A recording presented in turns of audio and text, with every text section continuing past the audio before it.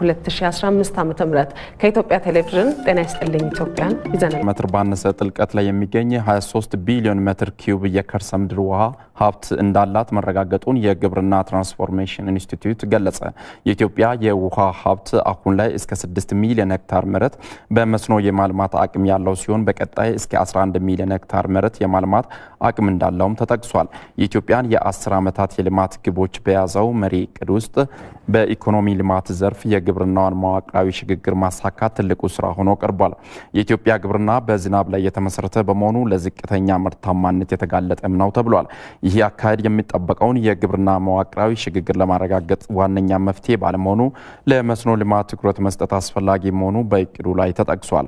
ለዚህም አነስተኛና ትላልቅ ግድቦችን ገንብቶ የሀገሪቱን የገጸ ምድርና የከርሰ ምድር የውሃ ሀብት በአግባቡ ለመስኖ ጥቅም ላይ ለማዋል እንደሚሰራም ነው የተገለጸው።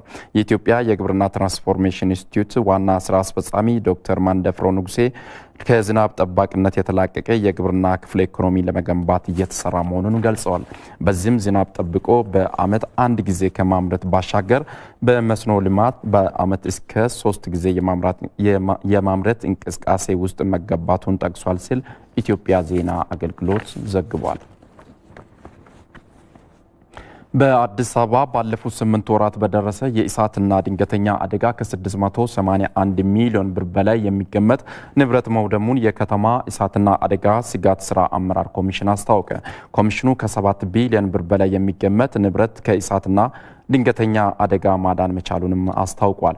የኮሚሽኑ የህዝብ ግንኙነት ባለሙያ ንጋቱ ማሞ ለኢትዮጵያ ፕሬስ ድርጅት እንደገለጹት በመዲናዋ ባለፉት 8 ወራት በተለያዩ ቦታዎችና በኦሮሚያ ልዩ ዞን ከተሞች በደረሰ የእሳትና ድንገተኛ አደጋ ከ681 ሚሊዮን ብር በላይ የሚገመት ንብረት ወድሟል ብለዋል።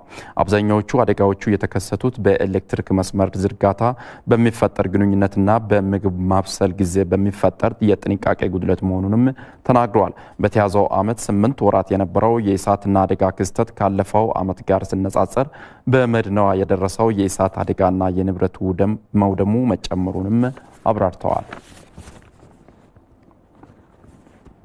ከውጭ የኬንያ አቮካዶ አምራቾች ወደ ቻይና ከሚልኩት ምርት የተሻለ ገቢ ያገኙ ነው ተብሏል። ቻይና ለኬንያ አቮካዶ አምራቾች ምርታቸውን ወደ ሀገራቸው እንዲያስገቡ ትልቅ እድል መስጠቱም ነው የተገለጸው። ካለፈው ዓመት ከፈረንጆች ነሐሴ ጀምሮ ወደ ቻይና አቮካዶ መላክ ከተጀመረ ወዲህ አፍሪካዊቷ ሀገር ኬንያ በቢሊዮኖች የሚቆጠሩ ሽሊንጎችንም አግኝታለች ተብሏል።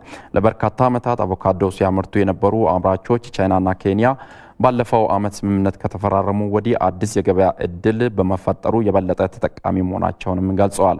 በአሁኑ ወቅት 3000 አቮካዶ አምራች አርሶ አደሮች በላክነት ተመዝግበው የሚገኙ ሲሆን በቀጣይ ሌሎች በርካታ አርሶ አደሮችን የእድሉ ተጠቃሚ ለማድረግ እንደሚሰራም ተጠቁሟል። የአቮካዶ ኤክስፖርት ስራው ለኬንያውያን አምራቾች የተሻለ ገቢ እንዲያገኙ ከማስቻሉም በላይ ለሌሎች ዜጎችም ተጨማሪ የስራ እድል ፈጥሯል ተብሏል። ይህም ሁኔታ በኬንያ በቻይና መካከል ያለው ዲፕሎማሲያዊ ግንኙነት በኢኮኖሚው ዘርፍም ጠንካራ እንዲሆን አድርጓል ሲል ሲጂቲኤን ዘግቧል።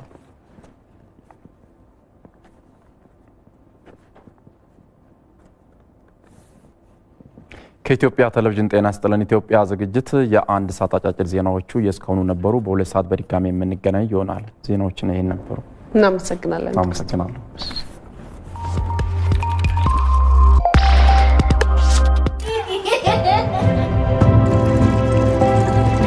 አባዬ ስንት ዓመት ነው? 50 ሊሞላኝ ነው። 50 ዓመት ብዙ ነህ። እኔ አንተ ላይ ደርሳለሁ። ከኔም በላይ ታልፋለህ። አንተ ያኔ ትኖራለህ? እኖራለሁ። እኔ ባልኖርም መድን ሁሌ ይኖራል። መድን ማን ነው? የንብረቶቻችን ጠባቂ የሆነው የኢትዮጵያ መድን ድርጅት ነው። አሁን ግባ እንዳይረፍድብህ። በኋላ ስለ ኢትዮጵያ መድን ድርጅት በሰፊው እነግርሃለሁ። ክፉ አይንካችሁ። ቤተሰብ ከችግር የሀገር ሀብት ከአደጋ እንዲጠበቅ ለበርካታ ዓመታት ለሀገርም ለወገንም ዋስትና ሆነናል። ዓመታት ሲያልፉ ሀገር በሥራ እኛ በዋስትና። አስተማማኝ አጋሮ የኢትዮጵያ መድን ድርጅት። ያለሁበት ስኬት የትጋትና የመታተር ውጤት ነው። ከሁሉም በላይ ደግሞ በራሴ አቅም እምነት እንዲኖረኝ ያደረጉኝ የወሰንኳቸው ብልህ ውሳኔዎች ናቸው። ለትምህርትና ለእውቀት ትልቅ ቦታ መስጠቴ፣ ሌት ተቀን ሳልሰለች በርትቼ እየሰራው ቤት መቀለሴ፣ እንዲሁም ገንዘቤን በትክክለኛው ቦታ መዋሌ ዛሬም እንደ ትላንቱ ያለምንም ቅድመ ሁኔታ ከአያት በገዛሁት ቤት ሌሎች ህልሞቼን ለማሳካት ቆርጫለሁ። አዎ ይህ የብልሆች የኢንቨስትመንት ምርጫ ነው። በ60/40 የረጅም ጊዜ አከፋፈል ቤት ገዝተው ከቤትም ባለፈ ሌሎች ህልሞችን እውን ያድርጉበት። ለበለጠ መረጃ ይደውሉልን ወይም በአቅራቢያው የሚገኙ የሽያጭ ቢሮዎቻችንን ይጎብኙ። ህልሞን ቤት ይስጡት።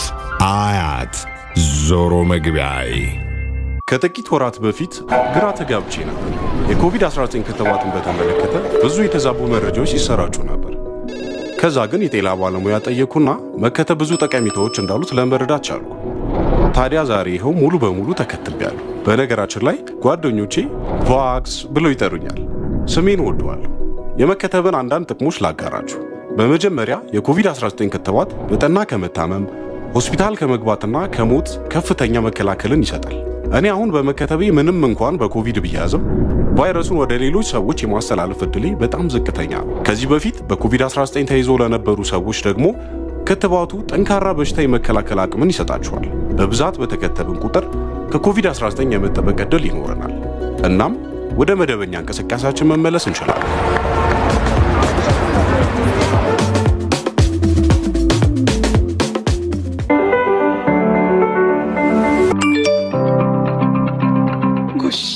ውጭ ያለው ልጅ ብር ላከልኝ ለጉዳይ ደረሰልኝ። እንኳን ደስ አለሽ።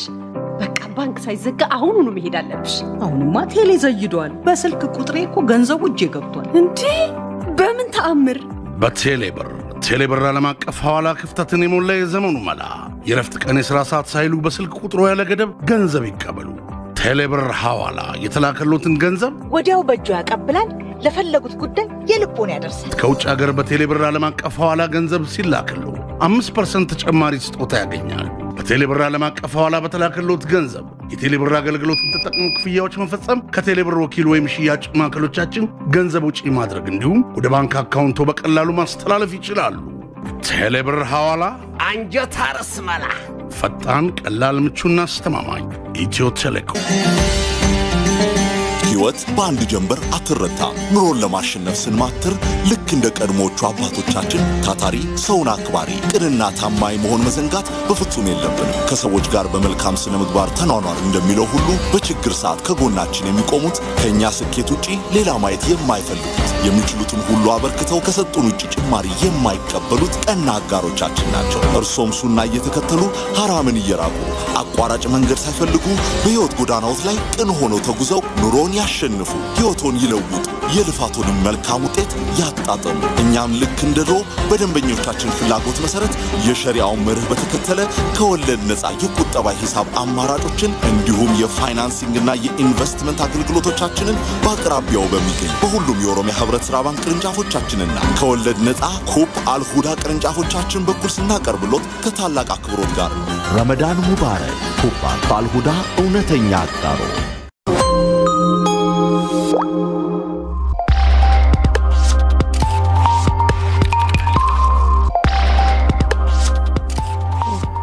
እንቀጥላለን። ክቡራን ተመልካቾቻችን መልእክቶችን ተከታትለን ተመልሰናል። እስከ 2 ሰዓት ተኩል ድረስ አብራችሁ እንድትቆዩ በድጋሚ በአክብሮት እንጋብዛለን።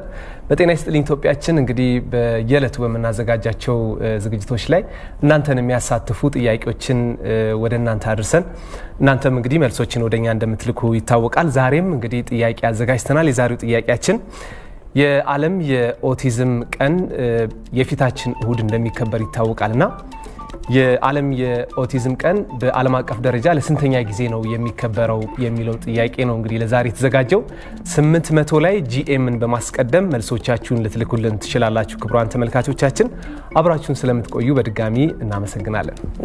አሁንም እንቀጥላለን። አሁን ደግሞ ሰዓቱ የማህበራዊ ሚዲያ ቅኝት ነው። በማህበራዊ ሚዲያም ሆነ በሌሎች የመገናኛ ብዙሃንም ምን ጉዳዮች ትኩረት አገኙ የሚለውን ልናነሳ ነው። እንግዲህ ከሀገር ቤት ትናንትና በተለይ 11ኛው የህዝብ ተወካዮች ምክር ቤት መደበኛ ስብሰባ ተካሂዶ ነበረ። በስብሰባው ወቅት ደግሞ ጠቅላይ ሚኒስትር አብይ አህመድ ተገኝተው ለህዝብ ተወካዮች ምክር ቤት አባላት ከነሱ ለተነሱ ጥያቄዎች ምላሽ ማብራሪያ ሰጥተው ነበር። እሱ ጉዳይ በስፋት ሲነሳ ነበረ። ምናሉ የሚለው የተለያዩ ጉዳዮች ላይ ነበር ማብራሪያ የሰጡት። በሰላምና ጸጥታ፣ በኢኮኖሚው፣ በብዙ ጉዳዮች ላይ ያነሷቸው ሀሳቦች ነበሩ። እነዛን ሀሳቦች ሰዎች እሳቸው ካነሷቸው ጋራ የተሰማቸውን ስሜቶች ሲያጋሩ ነበር። በስፋት ተመልክተናል። ይሄ ጉዳይ ሰፊውን የኢትዮጵያ ህዝብ ያነጋገረ ነበር ማለት እንችላለን። በተለይ አሁን ማህበራዊ ሚዲያው ከመጣ በኋላ ደግሞ እንደዚህ በህዝብ ተወካዮች ምክር ቤት የሚደረጉ ስብሰባዎች በደንብ ሰው ጋር እየደረሱ ነው አይደል? ሰው በቀጥታ የሚያገኝባቸው አማራጮች ሰፊ ስለሆኑ የህዝብ ተወካዮች ምክር ቤት ላይ የሚደረጉ ስብሰባዎች ከቅርብ ጊዜ ወዲህ በደንብ ሁሉም ሰው ጋር እየደረሱ መነጋገሪያም እየሆኑ እየተነጋገሩባቸው ነው።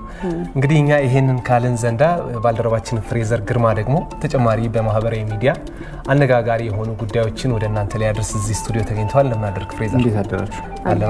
አለን እግዚአብሔር ይመስገን። እንግዲህ ከሷ መግዲ ከጀመረችው ነው የሚሆነው የህዝብ ተወካዮች ምክር ቤት ላይ የነበረው ሁኔታ በበርካታ ሰዎች ሲያጋሩት ነበር። እንዲሁም የተለያዩ ሰዎች ሲወያዩበት የነበሩ በጥያቄዎቹም በመልሶቹም ላይ በርካታ ሰዎች ማብራሪያ ሲሰጡበት ሲወያዩበትም የነበረ ጉዳይ ነው። እንግዲህ የህዝብ ተወካዮች ምክር ቤት 11ኛ መደበኛ ስብሰባውን ነው ያደረገው። የዚህ ስብሰባ ላይ በነበሩት ጥያቄዎች አንዳንዶቹን ስንመለከት የኢኮኖሚ ሁኔታ፣ የኑሮ ውድነት፣ የሰላም ስምምነቱን በተመለከተ እንዲሁም ደግሞ የተለያዩ የጎረቤት ሀገራት የሀገር ድንበርን ጥሰው ስለመግባታቸው እንዲሁም ደግሞ ህገ መንግስታዊ ስርዓት እንዲከበሩ መንግስት ስለያዘው አቋም በሸኔ እየተፈጠረ ያለውን ነገር እነሱ ነገሮች በሙሉ በጥያቄነት አንስተዋል የፓርላማ አባላትም። በዚህም ጥያቄዎች ላይ ጠቅላይ ሚኒስትሩ ማብራሪያዎችን ሰጥተዋል። እንዲሁም ደግሞ የ6 ወር የመንግስት የስራ አፈጻጸምን ሪፖርትም አቅርበው ነበረ በትናንትናው ዕለት። እንግዲህ አሁን ያለው ሁኔታ ምን ይመስላል የሚለውን ነገር ከተለያዩ የምክር ቤት አባላቶች በተነሱ ጥያቄዎች ላይ ማብራሪያ ሰጥተዋል። ከነሱም መካከል አብዛኛውን ማህበረሰቡን ቀልብ የሳበ እንዲሁም ደግሞ ሲነጋገሩበት የነበሩት ጉዳዮች የመሳሰሉት ናቸው። ለምሳሌ አሁን ላይ በአንጻሩ ያለው ሰላም ከ8 ወር በኋላ ያለው ሰላም የተሻለ እንደሆነ ብዙ የሰላም ስምምነቱ ያመጣው ብዙ ለውጦች እንዳለ ብዙ ዲፕሎማሲን እንዳስተካከለ እንዲሁም ደግሞ ሀገር ውስጥ ያለውንም የሰላም ሁኔታ እያስተካከለ እንደሆነ እንደሚያሳይ ነው የጠቆሙት። በተለያዩ ምክንያቶች ደግሞ እንደዚሁ ግጭት የሚፈጥሩና የሚያባብሱ መገናኛ ብዙሃኖች በርክተዋል። አሁን ሰዓት ላይ መገናኛ ብዙሃን ሲባል ሶሻል ሚዲያውንም በሰፊው ያጠቃልላል እና ሶሻል ሚዲያው ላይ እየተከሰተ ያለው ነገር በጣም አስጊና ለህዝብም ለፖለቲካውም አስቸጋሪ ሁኔታ ላይ እንዲደርስ እንዳደረገ በሰፊው አብራርተዋል። ምክንያቱም ሶሻል ሚዲያውን ተጠቅመው የመገናኛ ብዙሃንን ተጠቅመው ብዙ የማብራሪያዎችን ብዙ አይነት የህዝብን የሚቀሰቅሱ ወደ ሌላ አቅጣጫ የሚያስኬዱ ሁኔታዎችን የሚያደርጉ ብዙ መገናኛ ብዙሃኖች አሉና እነሱም ከድርጊታቸው እንዲቆጠቡ እንደ ማሳሰቢያም የነበረበት ሁኔታ ነው። እንዲሁም አዲስ አበባን የብጥብጥ ማዕከል ለማድረግ የሚሰሩ እንዳሉ እነሱንም ደግሞ መንግስት ከደህንነት ጋር በመተባበር በቁጥጥር ስር እንዳዋላቸው አብዛኛው ሲሞከሩ የነበሩ ነገሮችን በቁጥጥር ስር እንደዋሉ እንዲሁም ኢትዮጵያ እንዳትፈርስ ምን ያህል ስራ እንደተሰራ የሚያሳይበት እና ብዙ ነገሮችን ተጠይቀው ብዙ ማብራሪያዎችን የሰጡበት ሁኔታ ነበር የነበረው በትላንትናው ፓርላማ። እንግዲህ ወደ ሁለተኛው ጉዳያችን ስናመራ ወደ ሰሜን ኮሪያ አዲስ የኒውክሌር ተተኳሽ ይፋ አድርገዋል።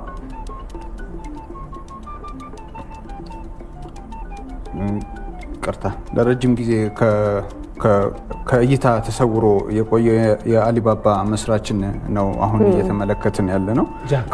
ጃክ ማ እንግዲህ በቅርብ በትምህርት ቤት ነው የታየው። እንግዲህ ከ3 ዓመት በላይ ከእይታ ጠፍቶ ነበረ። ብዙ ሰዎች የተለያዩ መላምቶች ነበሯቸው በዚህ ጉዳይ ላይ። እነዚህን መላምቶችን የሰበረ ነው የሆነው መገኘቱ። የተለያዩ ሀገራቶች ላይ እንደቆየ የተለያዩ መገናኛ ብዙሃኖች ሲያስረዱ ነበረ። እንግዲህ የ58 ዓመቱ ጃክማ ከ3 ዓመት በፊት የቻይና መንግስት የፋይናንስ ደንቦችን ከተቸ በኋላ ነው እንግዲህ ከእይታ የጠፋው። ከዚህ በፊትም ተዘግቦ ነበር ከእይታ የጠፋበትን ምክንያት። ለተወሰነ ጊዜያቶች እንዲሁ ዝም ብሎ በጥርጣሬ ነበር። ከዛ በኋላ ግን እየቆየ ሲመጣ ብዙ መገናኛ ብዙሃኖች የራሳቸውን የሆነ ግምት ነበር ሲያስቀምጡ የነበረው። በዚህ ሳቢያ ያው ከቻይና መንግስት ጋር በመቃቃሩ ተብሎ የታሰበውን እሳቤ የሚሰብር ነው። እንግዲህ አሁን ተገኝቶ የሚመለከተው ቻይና ውስጥ ያለ ትምህርት ቤት የአሊባባ ዋና ጽህፈት ቤት ባለበት ያለ አካባቢ ላይ ያለ ትምህርት ቤት ነበር ሲጎበኝ የታየውና ብዙ ሰዎች ያው የራሳቸውን መላምት አስቀምጠው ነበር። ነገር ግን በእይታ ደረጃ ታይቷል፣ ግን ምንም የተናገረው ነገር የለም እስካሁን። ያው ከዚህ በኋላ የሚናገረው ነገር የሚታይባቸው ቦታዎች በሰፊው ይኖራሉ ተብሎ 58 ዓመቱ ግን አይመስልም። አንድ ፍሬ ልጅ ነው አይመስልም። የጀመረበትም አካባቢ ትልቅ ከሆነ በኋላ ነበር ይህንን ስራ የጀመረውና ብዙ ውጣ ውረዶችን አልፎ ነው ለዚህ። በጣም ከዚህ በፊት አስተማሪ ነበረ እና አሁን ትምህርት ቤት ውስጥ የሚታየው አስተማሪነቱን እንደ የእንግሊዝኛ አስተማሪ ነበርና ብዙ ነገሮችን ሞክሯል። ከዚህ በፊት የእንግሊዝኛ አስተማሪ ፖሊስ ለመሆን ሞክሯል። የሚታወቀው KFC የሚባለው የምግብ መሸጫ እንደዚሁ ለመስራት ሞክሯልና በጣም ብዙ የሞከራቸውን ነገሮች ብዙ የሚናገራቸው መድረኮች ላይ ይገልጽ ነበርና መጥፋቱ ትንሽ አነጋጋሪ ሆኖ ነበር። አሁን ደግሞ ያው መምጣቱ ከዚህ በኋላ የሚናገራል ተብሎ የሚጠበቀው ነገር ብዙ ነገሮች አሉና ይሄ መነጋገሪያ ሆኖ ነበር በማህበራዊ ሚዲያዎች። እንግዲህ ወደ መጨረሻው መረጃ ሳመራ የሰሜን ኮሪያ ጉዳይ ነው። ያው ሰሜን ኮሪያ ከአሜሪካን ጋር ባላቸው በሰፊው ሰጣ ገባ ላይ ናቸውና ይህንን በተመለከተ ብዙ ስጋቶች ባሉበት ሰዓት ሰሜን ኮሪያ የአዲስ የኒውክሌር ተተኳሽ ይፋ አድርጋለች። እንግዲህ ህዋሳን 31 የሚባለው ይህ ኒውክሌር አሁን ባለው ሁኔታ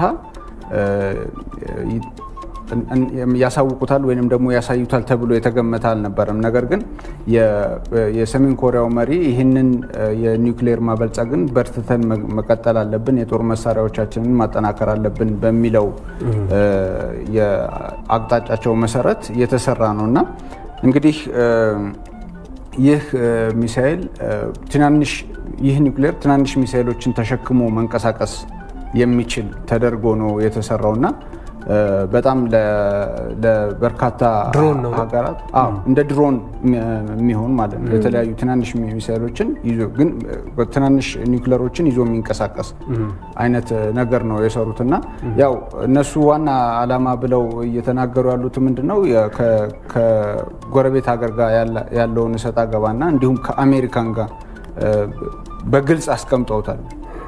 እስከዛ ድረስ መድረስ የሚችል ነው የሚል ነገር ነው ሲያወሩ የነበሩትና እንግዲህ ዓለም ላይ ላለው ውጥረት ተጨማሪ ስጋት በመሆን ላይ ነው ያሉትና ይሄንን ይመስላል እንግዲህ ያለን ዛሬ መረጃ። መልካም ነው። እናመሰግናለን።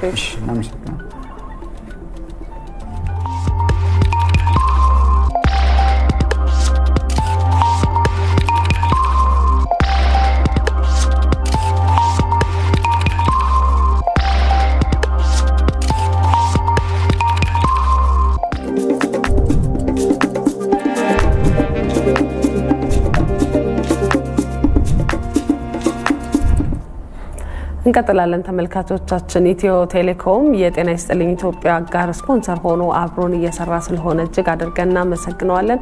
ከጤና ይስጥልኝ ኢትዮጵያ አሁን ደግሞ በዚህ ሳምንት የተፈጠረ አንድ ታሪክ የምናስታውሳችሁ ሰዓት ላይ ደርሰናል። ለዛሬ የመረጥነው ደግሞ ለጥቁር አሜሪካውያን የመምረጥ መብት መሰረት የጣለው እንዲሁም ደግሞ በአሜሪካ ህገ መንግስት ላይ ማሻሻያ የተደረገው በዚህ ሳምንት እንደነበረ ታሪክ ያስታውሰናል። አዎ ይሄ እንግዲህ አሜሪካውያን በተለይ ጥቁር አሜሪካውያንን ህጉ ተፈጻሚነት ባለማግኘቱ የተነሳ ለበርካታ ዓመታት በአሜሪካ ምርጫ ላይ ሳይሳተፉ እንደቆየም ነው እንግዲህ ይህ ታሪክ የሚነግረን። ያዘጋጀችው ባልደረባችን ሜሮን በረዳናት እንደሚከተለው ይቀርባል። እንደ አውሮፓውያን አቆጣጠር በ1870 ነበር አሜሪካ ከገባችበት የእርስ በርስ ጦርነት ማብቂያ በኋላ 15ኛውን የህግ ማሻሻያ በህገ መንግስቷ ላይ ያጸደቀችው።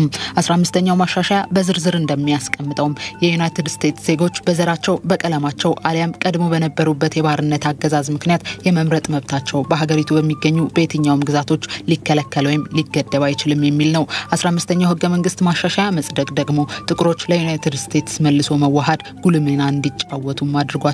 ነገሩ እንዲህ ነው። እንደ አውሮፓውያን አቆጣጠር በ1867 የአሜሪካን የእርስ በርስ ጦርነትና የባሪያ ንግድ በአሜሪካ መቆሙን ተከትሎ በሪፐብሊካን የበላይነት የሚመሩት የወቅቱ ኮንግረስ አባላት በ1860 የአብርሃም ሊንከንን ወደ ስልጣን መምጣት ምክንያት አድርገው የሐሳብ ልዩነት የነበራቸውን 11 የአሜሪካ ከተሞች ከአሜሪካ ገንጥለው ነበር። ከ1867 በኋላ ሪፐብሊካኑ በ17ኛው የአሜሪካ ፕሬዝዳንት አንድሪው ጆንሰን አማካኝነት የአሜሪካ ደቡባዊ ግዛቶችን ከተገነጠሉበትና በወቅቱ ነፃ ከወጡ 4 ሚሊዮን አሜሪካውያን ካሉበት ግዛቶች ጋር ለማዋሃድ ዳግም እንቅስቃሴዎችን ይጀምራሉ።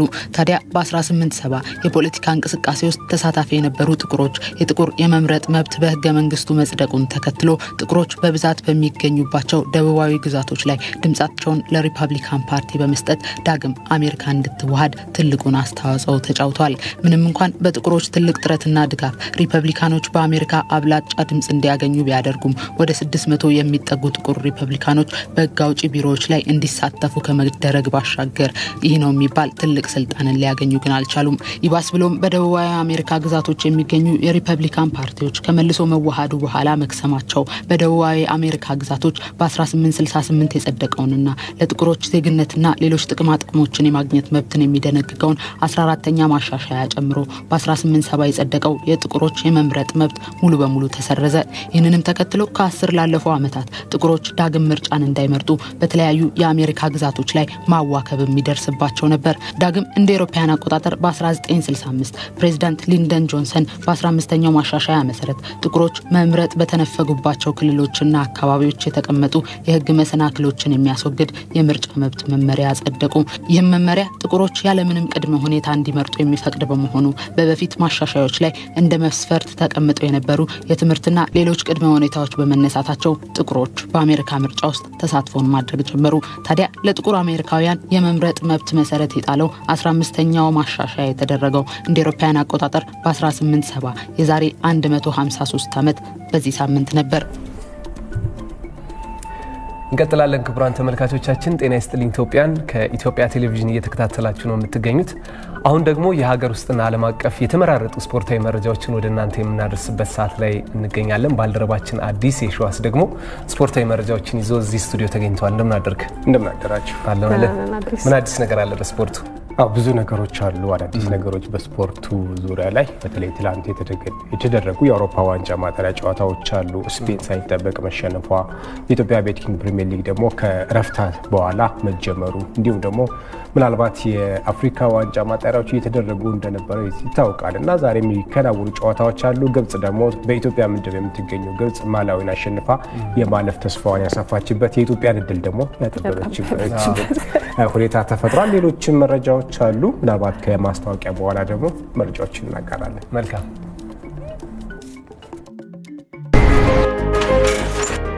ታታሪዋ ሴት የህብር የሴቶች የቁጠባ ሂሳብ ከከፈተች በኋላ ከአነስተኛ ኑ ቡና ጠጡ ስራ ይህን የመሰለ የካፌ ባለቤት እንድትሆን አስችሏታል። በህብር የወጣቶች ሂሳብ በመቆጠቡ ለጓደኛው ሚዜ ለመሆን የወደደውን ሳይጨነቅ መግዛት ችሏል። ህብር የአካል ጉዳተኞች የቁጠባ ሂሳብ አገልግሎት ምቹ በመሆኑ የስልጠና ማዕከል እንዲያቋቁምና ለሌሎች አካል ጉዳተኞች አርአያ እንዲሆን አስችሎታል። በልዩ ሁኔታ የተዘጋጀው የህብር ወርቃማ የቁጠባ ሂሳብ በመክፈት ከፍ ያለ ተቀማጭ ገንዘብ በማስቀመጧ ምክንያት የከፍተኛ ወለድ ተጠቃሚ ሆናለች። በተጨማሪም ህብር ወለድ አስቀድሞ የሚከፈልበት፣ ህብር ለተለያዩ ጉዳዮች የሚውል ወጪ መሸፈኛ፣ ህብር የመዝናኛ ወጪ መሸፈኛ፣ ህብር የትምህርት ወጪና ህብር የሕክምና ወጪውን የሚሸፍን በሚሸፍኑበት የቁጠባ ሂሳቦች ከመደበኛው የቁጠባ አይነት የተሻለ ወለድ ማግኘት የሚያስችሉ ልዩ የቁጠባ ሂሳብ አዘጋጅቶሎታል። ህብረት ባንክ፣ በህብረት እንደግ። እንግዲህ ህብረት ባንክን ያመሰገንኩኝ ቀዳሚ ወደ ማድረገው መረጃ የማልፎ ምንድነው የዓለም አቀፉ የጸረ አበረታች ቅመሞች ተቋም የዋዳ ፕሬዝዳንት ኢትዮጵያ ውስጥ እንደሚገኙ ይታወቃል። ለሁለት ቀናት የስራ ጉብኝት አድርገዋል። ከትላንት በስቲያ ነበር የገቡት። ከኢፌዴሪ ምክትል ጠቅላይ ሚኒስትርና የውጭ ጉዳይ ሚኒስትር አቶ ደመቀ መኮንን ጋር ውይይት እንዳደረጉ ይታወቃል። ትላንት ደግሞ የባህልና ስፖርት ሚኒስትሩ አቶ ቀጀላ መርዳሳ ጋር እንዲሁም አምባሳደር መስፍን ቸርነት ሌሎች ባለስልጣናት ጋር ውይይት አድርገዋል። ኢትዮጵያ እያደረገች ባለችው በተለይ ጸረ አበረታች ቅመሞችን ዶፒንግ ለመከላከል እየወሰደች ያለችውን እንቅስቃሴ በማድረግ እንግዲህ ሀሳብ ተነጋግረዋል። ይህንን አጠናክረው መቀጠል እንዳለባቸውና ተቋማቸውም ዓለም አቀፉ የዋዳ ተቋም ከኢትዮጵያ ጎን እንደሚቆምና ለአፍሪካ ተምሳሌት የሆነችው ሀገር በስፖርቱ ዘርፍ ውጤታማ ናት፣ በርካታ ሜዳሊያዎችም አሏት። ስለዚህ ከአፍሪካ ተምሳሌት እንደመሆኗ መጠን ከእሷ ጋር ከአገሪቱ ጋር ከኢትዮጵያ ጋር በጋራ እንደሚሰሩ ትላንትና እንግዲህ ይፋ አድርገዋል። ከኢፌዴሪ ባህልና ስፖርት ሚኒስትሩ ከአቶ ቀጀላ መርዳሳ ጋር ባደረጉት ውይይት በአጠቃላይ በሁለት ቀናት በሚኖራቸው ቆይታ ከአፍሪካ ህብረት ኮሚሽነር ጋር ውይይት እንደሚያደርጉ በተለይ ከዓለም አቀፉ ጸረ አበረታች ተቋም ላይ አፍሪካውያን ተጽዕኖ ውስጥ ይገባሉ። ብዙ ጊዜ በማናጀሮች፣ በአሰልጣኞች፣ አትሌቶች እንዲሁም ደግሞ ሌሎች የስፖርት ዘርፍ ላይ የሚሳተፉ አትሌቶች፣ ስፖርተኞች በዚህ ተጠቂ ናቸውና ይህ ነገር እንዳይፈጸም አፍሪካውያን ላይ መሰራት አለበት በሚል ኢትዮጵያ ደግሞ ግንባር ቀደምና ጥሩ ስራ እየሰራች እንደሆነ ይታወቃልና ይህንን አጠናክሮ ለመቀጠል ነው ውይይታቸውን ያደረጉት። የተለያዩ ባለስልጣናት ጋርም ውይይት እንደሚያደርጉ ነው በመግለጫቸው ያስታወሱት። አቶ ቀጀላ መርዳሳ ላደረጉላቸው ድጋፍና ቀጣይ አብሮ እንደሚሰሩም ምስጋናቸውን አቅርበዋል። ፕሬዝዳንቱ የአፍሪካም የዋዳ ፕሬዝዳንትም በዚህ ጉባኤ ላይ ተገኝተዋል። የኢትዮጵያ ቤቲንግ ፕሪሚየር ሊግም እንግዲህ ከእረፍት በኋላ በተለይ መጋቢት 6 ጀምሮ ተቋርጦ እንደነበር ይታወቃል። በኢትዮጵያ ብሔራዊ ቡድን ዝግጅትና በሜዳ ችግር ምክንያት ጨዋታዎች ተቋርጦ እንደነበር ይታወቃል። በዚህ መሰረት እንግዲህ ቀጣይ ቅዳሜና እሁድ በሚደረጉ ጨዋታዎች መጋቢት 23 ፕሪሚየር ሊጉ ወደ ጨዋታ ይመለሳል። እርግጥ የኢትዮጵያ እግር ኳስ ፌዴሬሽንና አክሲዮን ማህበሩ በተለይ በዚህ በፕሪሚየር ሊጉ ላይ ዘንድሮ በጣም ጥሩ አይደለም። ባሳለፍነው ዓመት በሱፐር ስፖርት መተላለፉን ተከትሎ ጥሩ የሚባል ስኬጁል ወይም ደግሞ በሰዓቱ ወጥ የሆነ ጨዋታ ይደረግ ነበር። ደግሞ የዓለም ዋንጫው ወቅት የሱፐር ስፖርት ስርጭቱ መቋረጡ አይደለ? ሜዳዎቹ ደግሞ እየጨቀዩ ጨዋታዎች መቋረጣቸው ሌላው ችግር ይመስለኛል በዘንድሮ። ትክክል ነሽ። በተለይ ድሬዳዋ ላይ የተደረጉ ያሉ ጨዋታዎች ዝናብ ከመዝነቡ ጋር ተያይዞ የሜዳዎቻችን ችግር እርግጥ ብሔራዊ ቡድኑም ከሜዳ ውጭ እንዲጫወት እንዳደረገው እናስታውሳለን እና ይህ መቀረፍ አለበት። ቀጣይ ላይ በተለይ ሊጎቻችን ጠንካራ መሆን የሚችሉት በየቦታው ክለቦች ባሉበት ሜዳ ላይ ጨዋታቸውን ቢያደርጉ ሜዳው ምቹ ቢሆን ሊጋችን አሁንም ማደግ እንዳይችል ያደረገበት ይገኛል። የአዲስ አበባ ስቴዲየምን ነገር ማንሳት ጥሩ ይመስለኛል በዚህ አጋጣሚና በጣም ቁጭት ነው። እንደውም በአዲስ አበባ ስቴዲየም በኩል ብዙ ጊዜ አልፋለሁና ያየሁት በጣም ነው የሚቆጨኝ። ማለት ኦልሞስት ከ3 ዓመት ተሻግሯል አይደለ? የአዲስ አበባ ስቴዲየም ዝግ ሆኖና ቢያንስ ፈጥኖ እንኳን ለጨዋታዎች ዝግጁ እንዲሆን የሚደረግበት ሁኔታ ቢመቻች ጥሩ ነው። ሰሞኑን እንደውም አንድ ጉዳይ እየተነሳ ነበር። የኢትዮጵያ ብሔራዊ ቡድን የመጀመሪያውን የጊኒ ጨዋታ ከተሸነፈ በኋላ የፌዴሬሽኑ ፕሬዝዳንት አቶ ኢሳያስ ጅራም በፍጥነት ሜዳዎች ማለቅ እንዳለባቸው እያነሱ ነበርና እንደው አዲስ አበባ ላይ ይታወቃል በጣም ብዙ እግር ኳስ ወዳድ ህዝብ አለ። ያንን ታሳቢ በማድረግ እንግዲህ ሜዳዎች ዝግጁ የሚሆኑበት ነገር ቢመቻች በዚያው አጋጣሚ ለማንሳት ነው። አው ይባላል፣ ግን ማን ነው ኃላፊነት የሚወስደው የሚለው ነገር አሁን ብዙ ጊዜ መልስ አያገኝም። እንደተባለው የሜዳ ችግር አንገብጋቢ ጥያቄ ነው። በሀገራችን ደረጃ በርካታ ስቴዲየሞች አሉ፣ ግንባታ ላይ ያሉ ግዙፍ ህንፃዎች አሉ ማለት በኮንክሪት ደረጃ ያሉ። እነዚህ ግን ተጠናቀው ወደ አገልግሎት መብቃት የሚችሉበት መንገድ ግን ቢመቻች ምናልባትም የተሻለ ውድድር የተሻለ ጨዋታ እንዳያለን ብሔራዊ ቡድናችንም ያለ ተመልካች እንዲጫወት አይፈረድበትም ነበርና ይሄ ዞሮ ዞሮ መስተካከል አለበት። ምናልባት አቶ የአክሲዮን ማህበሩ ዋና ሰብሳቢ በድጋሚ የተመረጡት መቶ አለቃ ፈቃደ ማሞ ሰሞኑ በነበራቸው አስቸኳይ ጉባኤ ላይ የተናገሩት ምንድነው በቃ የእግር ኳስ ደረጃችን በጣም ወርዷል። እንዲሁም ምንድነው እሳቸው ያነሱት ለአንድ ተጫዋች 8 ሚሊዮን ብር ይከፈሏል።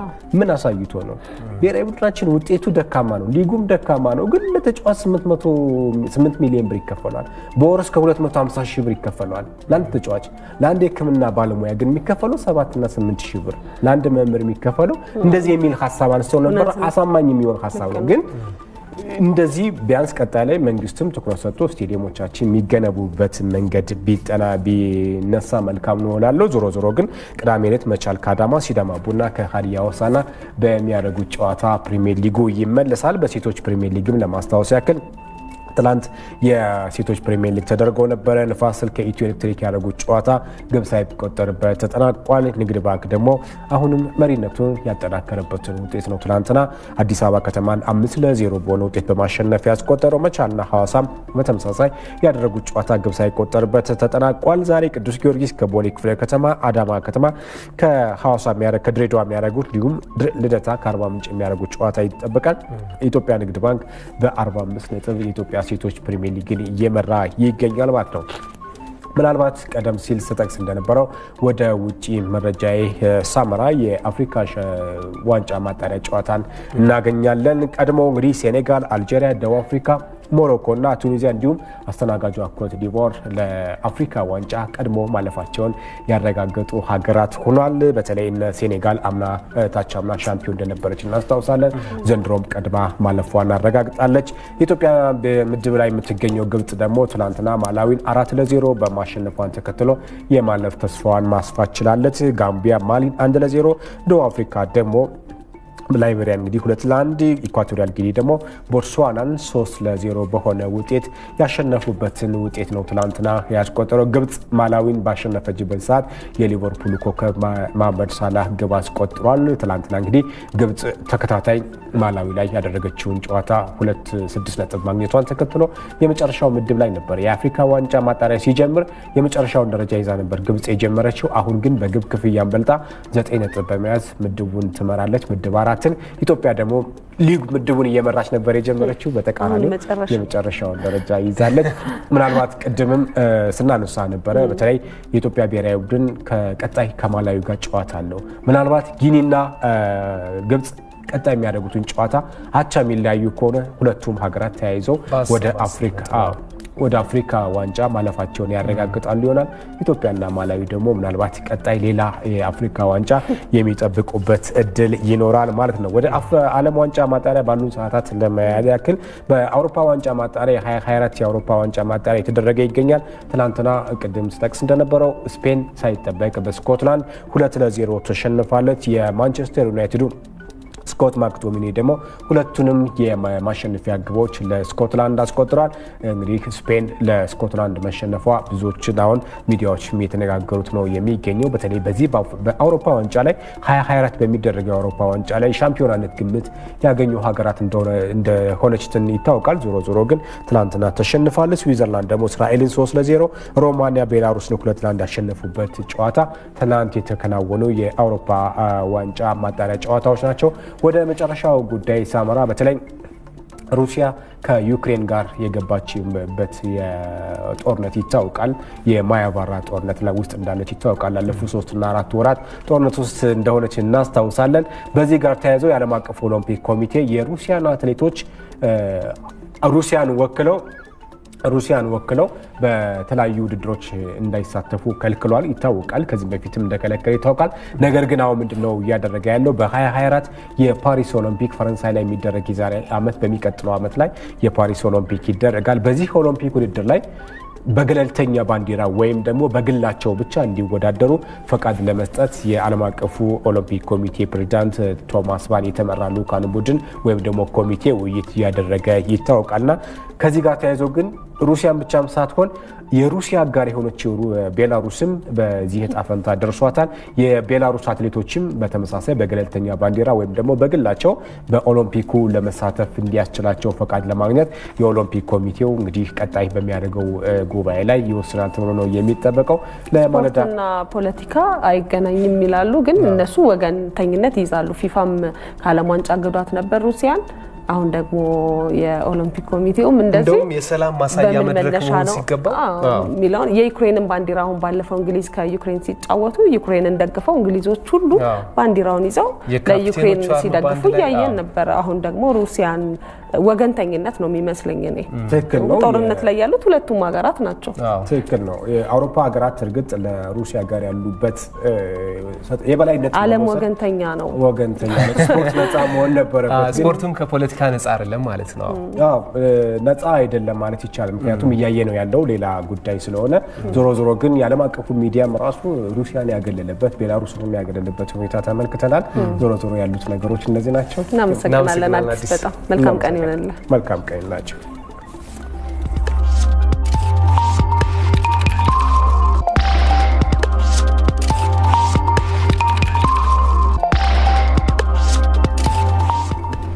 እንቀጥላለን ክቡራን ተመልካቾቻችን። አሁን ደግሞ እንግዳ ጋብዘን በስፋት ወደምንወያይበት የመጀመሪያው ርዕሰ ጉዳያችን እናልፋለን።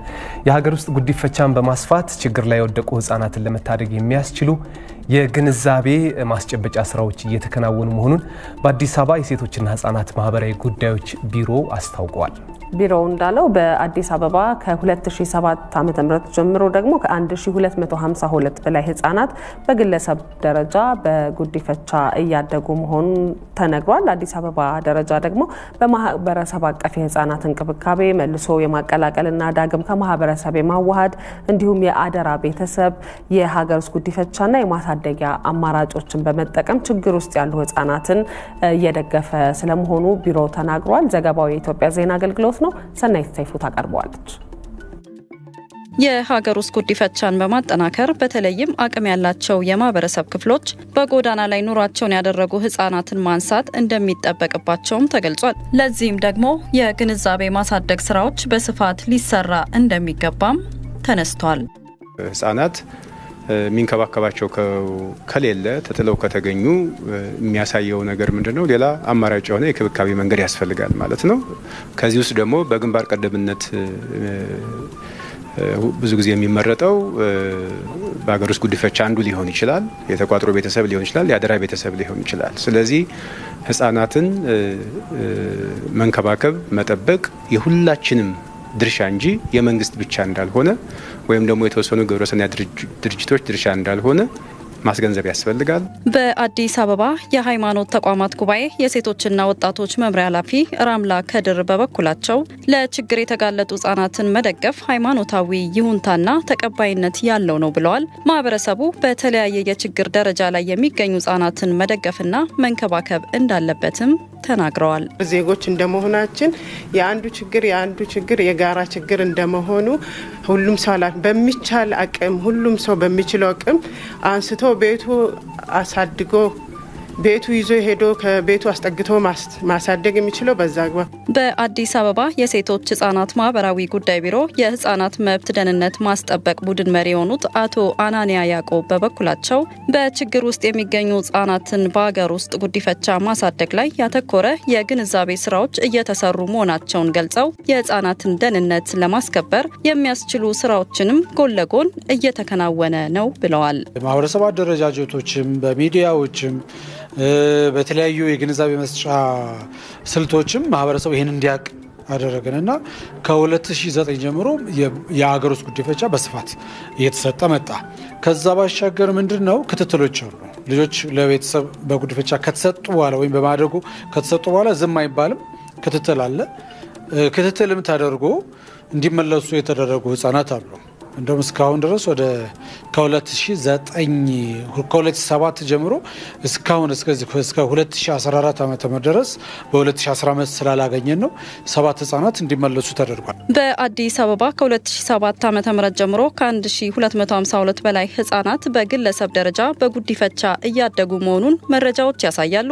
አዲስ አበባ የሴቶች ህጻናትና ማህበራዊ ጉዳይ ቢሮ በማህበረሰብ አቀፍ የህጻናት ድጋፍና እንክብካቤ መልሶ የማቀላቀልና ከማህበረሰቡ ጋር ማዋሃድ የአደራ ቤተሰብ የሀገር ውስጥ ጉዲፈቻና የማሳደጊያ አማራጮችን በመጠቀም ችግር ውስጥ ያሉ ህጻናትን እየደገፈ ይገኛል። እዚህ ጉዳይ ላይ እንቆያለን። ክቡራን ተመልካቾቻችን በዚህ ጉዳይ ላይ ተጨማሪ ማብራሪያ ሊሰጡን በአዲስ አበባ ከተማ የሴቶች ህጻናትና ማህበራዊ ጉዳይ ቢሮ የህፃናት መብት ደህንነት ማስጠበቅ ዳይሬክተር አቶ አንዱዓለም ታፈሰን እዚህ ስቱዲዮ ጋብዘናቸዋል። አቶ አንዱዓለም ስለመጡ ከልብ እናመሰግናለን። በድጋሚ እናመሰግናለን አቶ አንዱዓለም። እንግዲህ በተለያየ ምክንያት ጎዳና የወጡ ለችግር የተጋለጡ ህፃናትን ለመንከባከብና የተሻለ ህይወት እንዲያገኙ ለማድረግ ስራዎች እንደሚሰሩ ይታወቃል። አንደኛው የሀገር ውስጥ ጉዲፈቻ ነው። እንዲሁ ደግሞ የአደራ ቤተሰብም የህፃናት ማሳደጊያዎችም አሉና እነዚህን አማራጮች በማስፋት ልጆችን ከጎዳና ላይ አንስቶ በተለይ ደግሞ ጨቅላ ህፃናትን አሳዳጊ እንዲያገኙ ለማድረግ እየተሰራ ያለው ስራ ምን ይመስላል የሚለውን እናንሳ መጀመሪያ። በቅድሚያ እዚህ ስለጋብዛችሁኝ አመሰግናለሁ። እንግዲህ እንደ አዲስ አበባ ሴቶች ህፃናት ማህበራዊ ጉዳይ ቢሮ የህፃናት መብት ደህንነት ከማስጠበቅ አንጻር በርካታ ስራዎች እየተሰሩ ይገኛሉ ስንል ግን አጥጋቢና በቂ ናቸው ማለታችን እንዳልሆነ ታሳቢ ተደርጎ ማለት ነው። ከነዚህ ስራዎች መካከል አንዱ ተጋላጭ የሆኑ ህፃናት በተለያየ ምክንያት ህፃናት ከወላጆቻቸው ሊለዩ ወይም ደግሞ ተጥለው ሊገኙ ይችላሉ። እነዚህ ተጥለው የተገኙ ተጋላጭ ህፃናትን በልዩ ልዩ አማራጭ አገልግሎቶች ተጠቃሚ እንዲሆኑ እናደርጋለን ወይም ደግሞ አስፈላጊውን ድጋፍና እንክብካቤ እንዲያገኙ እናደርጋለን። ከነዚህ አማራጮች መካከል አንደኛው የሀገር ውስጥ ጉዲፈቻ ነው። እንግዲህ የሀገር ውስጥ ጉዲፈቻ ከጊዜ ወደ ጊዜ እየተሻሻለ ቢመጣ በቂና እንደው በሚፈለግበት ደረጃ ነው ብለን ባንልም ቅሉ ምናልባት የቃሉ መሰረትን ብንመለከትም ኢትዮጵያዊ እንደመሆኑ በደንብ የተስፋፋና ምንም አይነት ህፃን ችግር ውስጥ ሳይገባ ወይም ደግሞ ለከፋ ችግር ሳይጋለጥ ማህበረሰቡ በራሱ የሚያሳድግበት ባህል አለን ብለን ብንልም በሚፈለገው ደረጃ ግን ነው ማለት አይቻልም። እንደ አዲስ አበባ ሴቶች ህፃናት እንግዲህ እዚህ ላይ እየተሰራ ያለው ስራ በዋናነት የተለያዩ የማህበረሰብ ክፍሎች ፍላጎትን መሰረት አድርገው ወደኛ የሚመጡበት ምናልባት በተለያየ መልኩ ግንዛቤውን ያገኛሉ። በቢሮ በሚሰሩ የግንዛቤ ማስጨበጫ ስራዎችም ሊሆን ይችላል ወይም ደግሞ በጉዲፈቻ ከወሰዱ ወላጆችም ሊሆን ይችላል። አለበለዚያም ለምሳሌ እንደምሳሌ ብናነሳ ክቡር ጠቅላይ ሚኒስትራችን ዶክተር አብይ አህመድ ሚሊዮንን በወሰዱበት ወቅት ላይ በጣም በርካታ ወላጆች ይህንን የሀገር ውስጥ ጉዲፈቻ እንደ አማራጭ በመመልከት ወደ ቢሮአችን መጥተው ወረፋ ላይ ያሉ በርካቶች አሉና ስለዚህ እንደነዚህ አይነት አጋጣሚዎች የበለጠ ለማህበረሰቡ የማንቂያ ደወል ሆነው ያገለገሉ ይገኛሉ። በዚህ አጋጣሚ የሚመጡት እንደተጠበቁ ሆነው ቢሮም የሚሰራቸው የግንዛቤ ማስጨበጫ ስራዎች አሉ። በዚህና በሌላም ምክንያት ብቻ ወደ ቢሮአችን የሚመጡ ቤተሰቦች በዚህ የሀገር ውስጥ ጉዲፈቻ አማራጭ ህፃናትን ወስደው የማሳደግ ልምዱ ከጊዜ ወደ ጊዜ ስንመለከት በጣም የተሻለ ነው። እየተሰራ ያለው ከአደራ ወደ ጉዲፈቻ ነው። መጀመሪያ በጊዜያዊ አደራ ህፃናቱ ለተወሰነ ጊዜ ይሰጧቸዋል። ከዛ በኋላ ወደ ጉዲፈቻ ይሸጋገራል ማለት ነው። በዚህ አማራጭ ቅድም ምናልባት በዜናው ላይ እንደተመላከተው ከ1250 ህፃናት በላይ የዚህ አገልግሎት ተጠቃሚ ሆነዋል። በቂ ነው ወይ? በጣም ጥቂት ነው። በጣም ምናልባት በጭልፋ የማንሳት ያህል ነው ችግሩን እንጂ በጣም ብዙ አማራጮች ሊኖሩ ይገባል። ህፃናት ላይ ከዚህ የበለጠ ስራዎች መሰራትና ጎዳናዎቻችን የእግረኛ መጓዣ ወይም የመኪና ወይም የተሽከርካሪዎች ጎዳና ሊሆኑ ይገባል እንጂ የህፃናት መኖሪያ መሆን የለባቸው። ይህንኑ አስመልክቶ ነው እንግዲህ እንደ አንድ አማራጭ ይህን እየሰራ ያለው። እንግዲህ ህፃናት እኛ ወደንና ፈቅደን ባመጣ ነው ችግር ወይም ደግሞ እነሱ ሳያውቁ ሳይመርጡ ምርጫቸው ባልሆነ አጋጣሚ ወደዚህ ዓለም ይመጣሉ።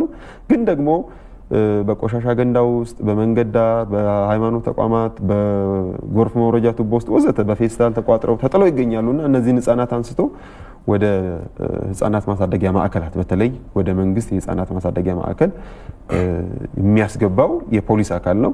ከዛ በኋላ ነው እኛ ወደ ቀጣይ አማራጭ የምንወስዳቸው ማለት ነው። ስለዚህ እዚህ ላይ ስራው ጅምሩ ጥሩ ቢሆንም ግን በጣም መሰራት እንዳለበት የሚያሳዩ ነገሮች አሉ። በጣም ጥሩ። እንግዲህ አሁን የብዙ ስራዎች መሰራት እንዳለበት እያነሱልን ነበር። በተለይ ደግሞ የሰውን ግንዛቤ የመለወጥ ስራ ላይ በደንብ መሰራት እንዳለበት ይታመናል። እንግዲህ መረጃዎች እንደሚያሳዩት ለበርካታ ዓመታት የውጭ ጉዲፈቻ በሀገራችን ቆሟል እና ያለው አማራጭ የሀገር ውስጥ ጉዲፈቻን ማበረታታት፣ የሰውን ግንዛቤ ማሳደግ። እንግዲህ እንደሚታወቀው አሁን ከተማ ላይ ስንሄድ ራሱ እናያለን። በጣም ብዙ ህፃናት የሚያሳዝኑ ህፃናትን እንመለከታለን። እነዚህ ልጆች የማን ልጆች ናቸው ብለን እስከመጠየቅ ራሳችንን እንድንመለከት የሚያደርጉ በጣም የሚያሳዝኑ ነገሮችን እናያለን። እናንተ ደግሞ ልጆች ወደ እናንተ ማዕከል እንዲመጡ ስራዎች እየተሰራ እንደሆነ ይታወቃልና የሀገር ውስጥ ጉዲፈቻን በደንብ ማበረታታት እንዳለበት የሚጠቁም ነው ይሄና የሰውን ግንዛቤ ከማሳደግ አንጻር ህፃናቱን አንስቶ ማሳደግ እንደ ራስ ልጅ እንዲቆጥሩ ከመመልከት አንጻር እነሱን መደገፍ ሳይሆን የራሳቸው ልጅ አድርጎ ማሳደግ እንደሆነ ይህንን ግንዛቤ እንዲያሳድሩ ይህን በዚህ ሜንታሊቲ ደግሞ ራሳቸውን እንትን እንዲሉ ምን አይነት ስራዎች እንደው እየተሰሩ ነው በእናንተ በኩል የሚለውን እስኪ እናንሳ። ያው እንግዲህ ትልቁ ደስ የሚለው ነገር ምንድነው የውጭ ሀገር ጉዲፈቻ ከቀረ በኋላ የሀገር ውስጥ መነቃቃት መፈጠሩ በራሱ የዛኛው መዘጋት ወደዚህኛው እንድንሸጋገር ያደረገን ቢሆንም ምናልባት ማህበረሰባችን ያለው ልብ ግን በጣም የእውነት ለመናገር የሚያስመሰግን ነው። በጣም ከኛ ጋር ህፃናትን የወሰዱ ወላጆች በአጠቃላይ ማለት እንችላለን በጣም መልካም ቀና ልጆቻቸውን እንደ ልጆቻቸው ከማህፀናቸው ወይም ከአብራካቸው እንደተከፈለ ልጅ ያህል ወይም ከዚያም በላይ ብል ማጋነን አይሆንብኝምና በዛ ልክ ነው እያሳደጉ የምናያቸው። በተለያየ ጊዜ እንጎበኛቸዋለን፣ ልጆችን ይዘው መጥተው ያሳዩናል። እንደዚሁም ደግሞ ምናልባት እንደው በአብዛኛው በዚሁ አጋጣሚ ማንሳት እንፈልገው ምንድነው እሱ የማህበረሰባችን አመለካከት ግን በአንድ በኩል መስተካከል አለበት ብዬ አስባለሁ። ምን ማለቴ ነው? የጉዲፈቻን ማበረታታት ላይ ማህበረሰባችን ክፍት አይደለም ማለት እችላለሁ። ለምሳሌ እኔ እናንተ ልጅ ብንወስድ ወይም እኔና የትዳር አጋሪ ባለቤቴ ልጅ መውሰድ ብንፈልግና ወደ አዲስ አበባ ሴቶች ህፃናት ማህበራዊ ጉዳይ ቢሮ ብንሄድ ከመነሻችን ጀምረን ተደብቀን ነው የምንሄደው። ቤተሰብ ወዳጅ ዘመድ በአካባቢያችን እንዳያቅብን እንፈልጋለን። ከአካባቢ ርቀን እንሄዳለን። ይሄ ሁሉ ምን ሆኖ የሚያመጣው ያን እንደሆነ ማህበረሰቡ መጠቋቋሚያ ነው የሚያደርገን። ልክ በተፈጥሮ ልጅ ወልደን ከሆስፒታል ወይም ደግሞ ከጤና ተቋማት ወደ ቤታችን እንደምንገባው አይነት እንክብካቤ እልልታው፣ እጀባው፣ ቀጤማ ተጎዝጉዞ ወይም ደግሞ ቡናው ተፈልቶ ጣኑ ተጭሶ ምናምን አይደለም የሚቀበሉን። በአብዛኛው በስጋት ውስጥ ነው የሚሄዱት። ሆስፒታል ሄደው እኮ ተኝተው እንደወለዱ ሆነው ወደ ቤት የሚገቡ በጣም በርካታ ወላጆቻችን አሉ። ከሀገር ውጭ ሄደው ወልደው እንደመጡ ሆነው ወደ ቤተሰቦቻቸው የሚቀላቀሉ ብዙ ቤተሰቦች አሉ። ስለዚህ እዚህ ላይ ምንም እንኳን ጅምሩ ጥሩ ነው ብንልም ማህበረሰቡ ግን እዚህ ላይ ያለው ምልከታ በጣም በብዙ መልኩ መሻሻል አለበት። በሁለተኛ ደረጃ ማነሳው የጾታና የእድሜ መረጣ ወደ 80 ወይም 90% በላይ የሚሆነው አመልካቻችን ሴት ፈላጊ ነው። በጨቅላም እድሜ ከፍ ባለውም እድሜ 5 ዓመት 6 ዓመት 3 ዓመት 4 ዓመት ያመለክታሉ። ይሄ ደግሞ አሁንም መስተካከልና መሻሻል ያለበት እኛም እንደ አንድ ተግዳሮት ይዘን እየሰራንበት ያለነው ስራ ነው። ሁለተኛው ከእድሜ ጋር ተያይዞ ጨቅላዎችን ብዙ የሚፈልጋቸው የማህበረሰብ ክፍል ብዙ አናይ። የሚፈልገው ከፍ ያሉት ነው። ምናልባት የሚነሱ ብዙ ምክንያቶች አሉ። በገደብ መጥቀስ እንችላለን። አሁን ከዚህ ቀደምም ስናነሳ ጨቅላዎች አሁን የ10 ቀን እንደዚህ አይነት ልጆች ይመጣሉ እናንተ ጋር የ2 ቀንም የ1 ቀንም ልጅ ተጥሎ ይገኛል ይመጣሉና እነሱን የሚወስዳቸው የለም። እርግጥ በርደን ይኖረዋል ተብሎ ስለሚፈራ ሊሆን ይችላልና የእድሜ ገደቡ ልትነግረን ትችላለህ? አሁን ሴቶች ላይ በብዛት ፈላጊ ያለ ከ80% በላይ ሴት ነው የሚፈልገው።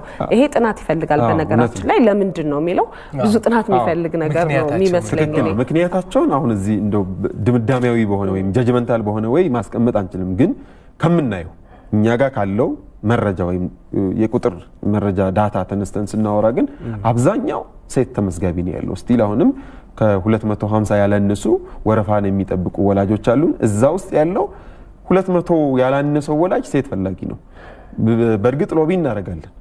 ከሚመጡበት ጊዜ ጀምሮ ቢሮ ስልጠና ሁኔታዎችን የሚያመቻቻል። እዚህ ላይ ለምሳሌ ፈጣሪ ልጅ ቢሰጠን ከማህፀን ቢሆን ጾታ መረጣለው የለው።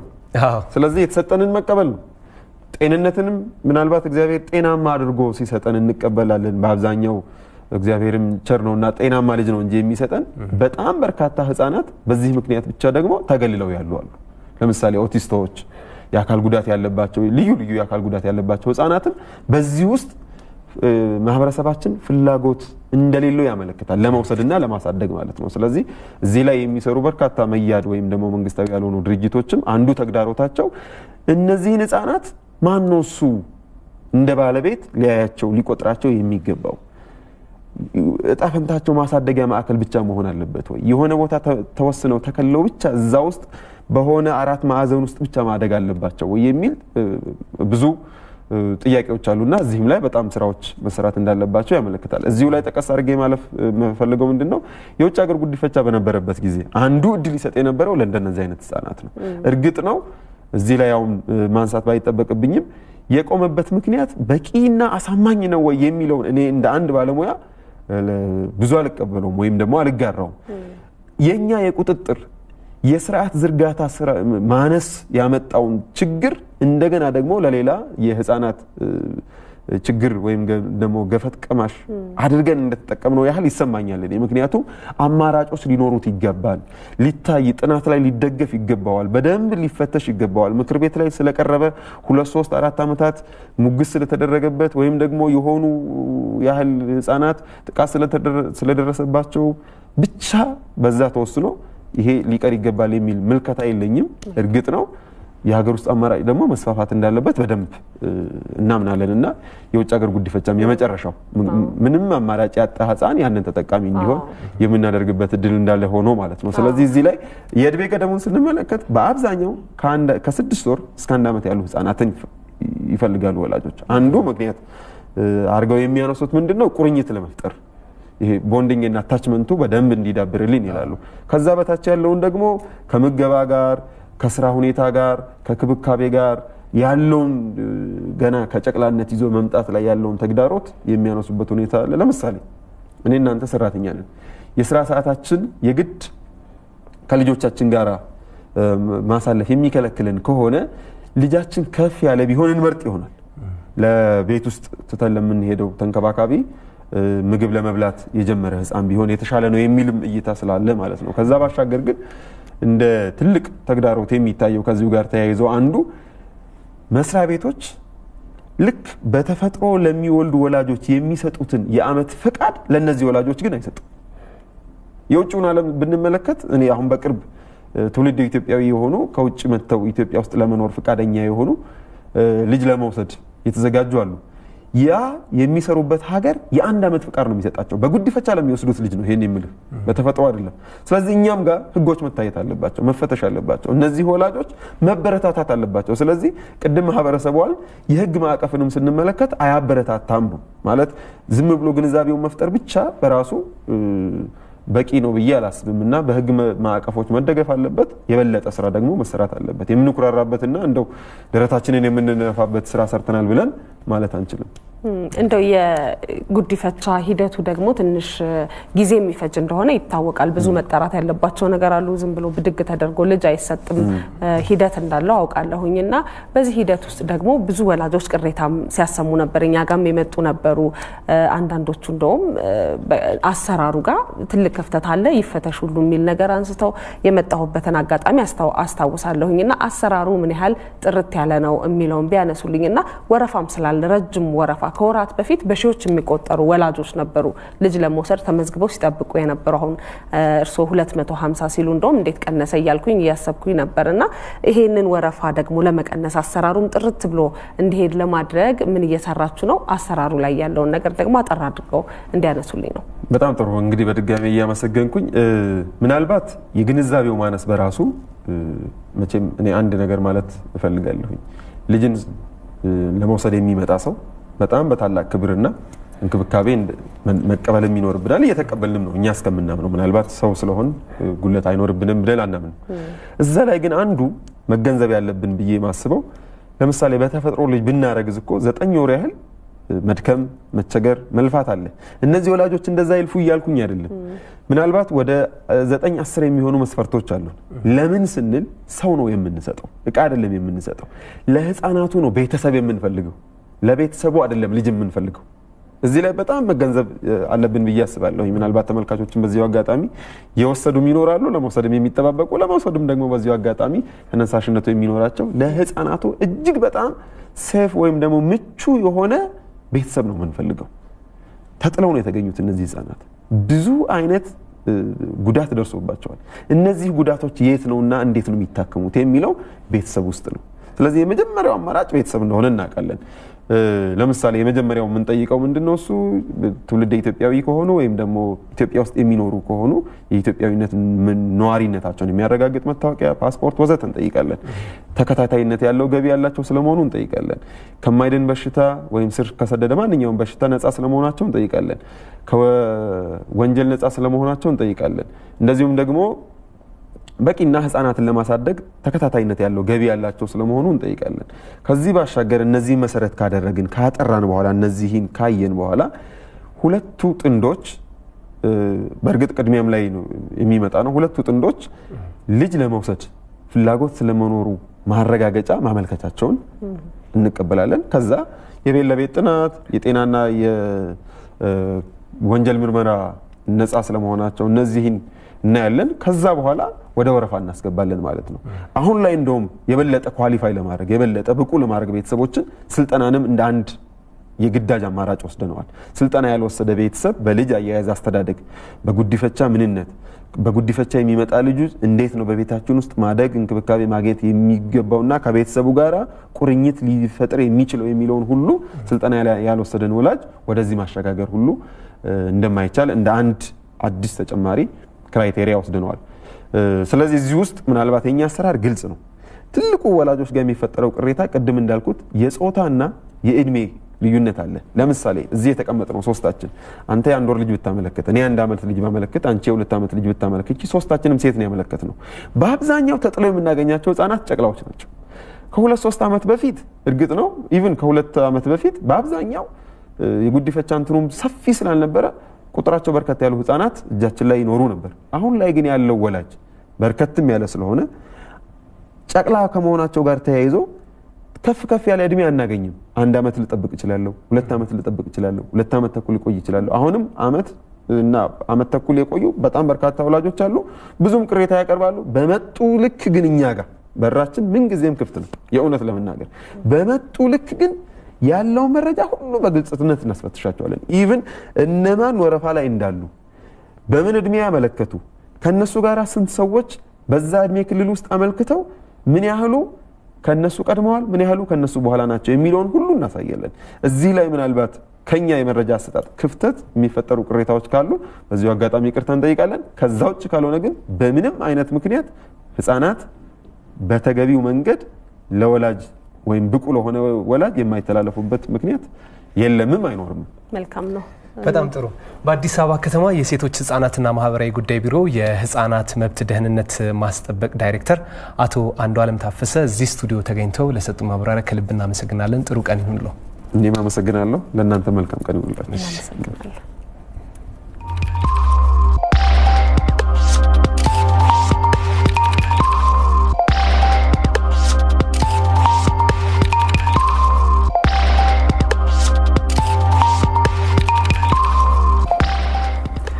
እስከ 2 ሰዓት ተኩል ድረስ ጤና ይስጥልኝ ኢትዮጵያችን ይቀጥላል። ክቡራን ተመልካቾቻችን በድጋሚ አብራችሁ እንድትቆዩ ከወዲሁ በአክብሮት እንጋብዛለን። አሁን 2 ሰዓት ሆኗል።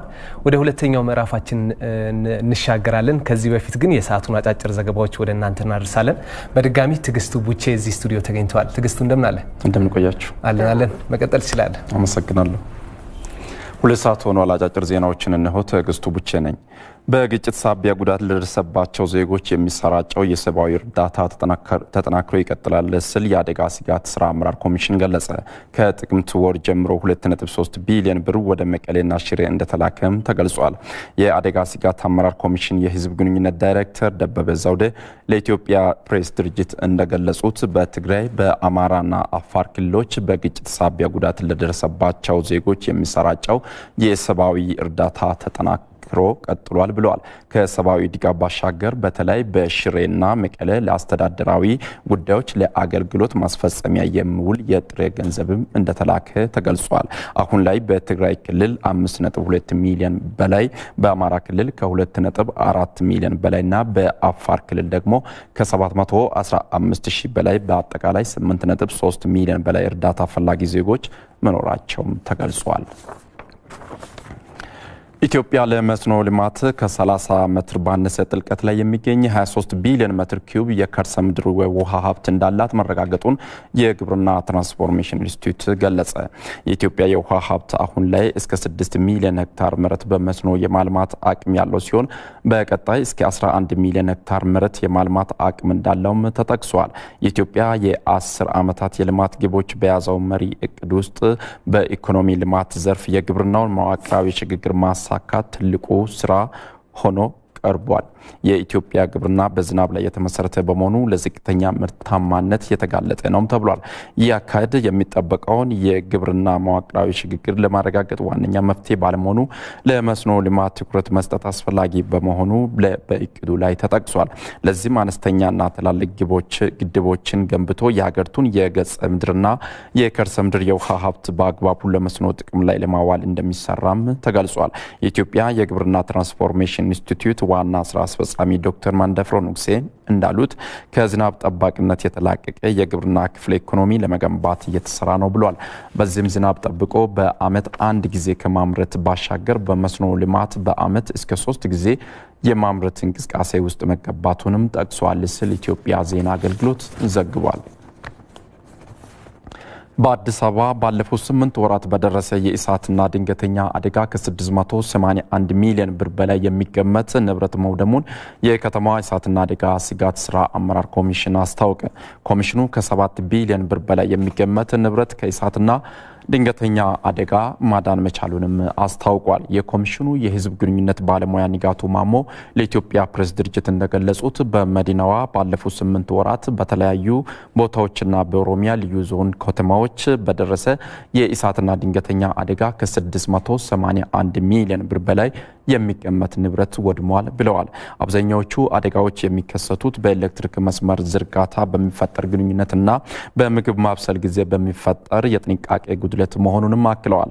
በተያዘው ዓመት 8 ወራት የነበረው የእሳትና አደጋ ክስተት ካለፈው ዓመት ጋር ሲነጻጸር በመዲናዋ የደረሰው የእሳት አደጋና የንብረት መውደሙ መጨመሩንም አብራርተዋል። ከውጭ የኬንያ አቮካዶ አምራች ድርጅቶች ወደ ቻይና ከሚልኩት ምርት የተሻለ ገቢ እያገኙ መሆኑ ተገለጸ። ቻይና ለኬንያ በአቮካዶ አምራቾች ምርታቸውን ወደ ሀገሯ እንዲያስገቡ ትልቅ እድል መስጠቷ ነው የተገለጸው። ካለፈው ዓመት ከፈረንጆቹ ነሐሴ ጀምሮ ወደ ቻይና አቮካዶ መላክ ከተጀመረ ወዲህ አፍሪካዊቷ ሀገር ኬንያ በቢሊዮኖች የሚቆጠሩ ሽሊንጎችን አግኝታለች ተብሏል። ለበርካታ ዓመታት አቮካዶ ሲያመርቱ የነበሩ አምራቾች ቻይናና ኬንያ ባለፈው ዓመት ስምምነት ከተፈራረሙ ወዲህ አዲስ የገበያ እድል በመፈጠሩ የበለጠ ተጠቃሚ መሆናቸውም ነው የተገለጸው። በአሁኑ ወቅት 3000 አቮካዶ አምራች አርሶ አደሮች በላክነት ተመዝግበው የሚገኙ ሲሆን በቀጣይ ሌሎች በርካታ አርሶ አደሮች የእድሉ ተጠቃሚ ለማድረግ እየተሰራ መሆኑም ተጠቅሷል። የአቮካዶ ኤክስፖርት ስራው ለኬንያውያን አምራቾች የተሻለ ገቢ እንዲያገኙ ከማስቻሉም በላይ ለሌሎች ዜጎችም ተጨማሪ የስራ እድል ፈጥሯልም ተብሏል። ይህም ሁኔታ በኬንያና በቻይና መካከል ያለው ዲፕሎማሲያዊ ግንኙነት በኢኮኖሚያዊ ዘርፍም ጠንካራ እንዲሆን አድርጎታል ሲል ሲጂቲኤን በዘገባው አስነብቧል። ከኢትዮጵያ ቴሌቪዥን ጤና ይስጥልን ኢትዮጵያ ዝግጅት ነው። የ2 ሰዓት አጫጭር ዜናዎቹ እስካሁኑ ነበሩ። ትዕግስቱ ብቻ ነኝ። ዜናዎቻችን እነዚህ ነበሩ። እናመሰግናለን።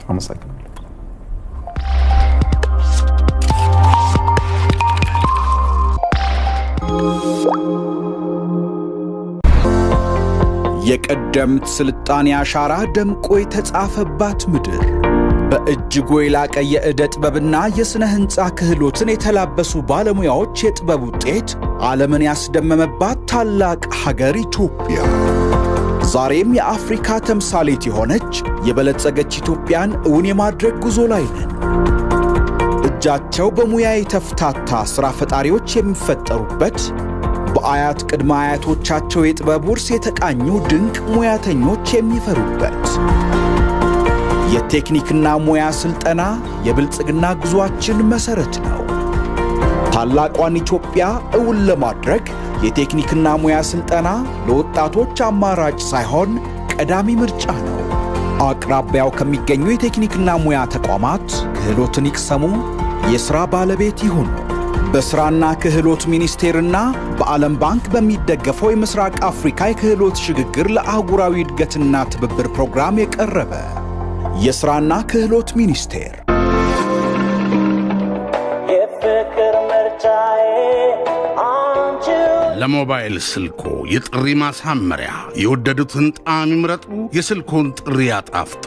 የጥሪ ማሳመሪያ አገልግሎት ከአዳዲስ አማራጮች ጋር ቀረበሉ። በታዋቂ ድምፃውያን ምርጥ ዜማዎች የራስዎን ላይብረሪ መክፈት ይችላሉ። ምን ብቻ እርስዎ ወደ ሌላ ሰው ስልክ ሲደውሉ የፈለጉትን ጥሪ ማሳመሪያ ብቻ መርጠው መስማት ይችላሉ። የተለያዩ ሰዎች የራሳቸው ዘፈኖች፣ እንደ ደዋዩ ማንነት የተለያየ የሙዚቃ አይነት፣ ለፍቅረኛ መተኪያ ለሌላት እናት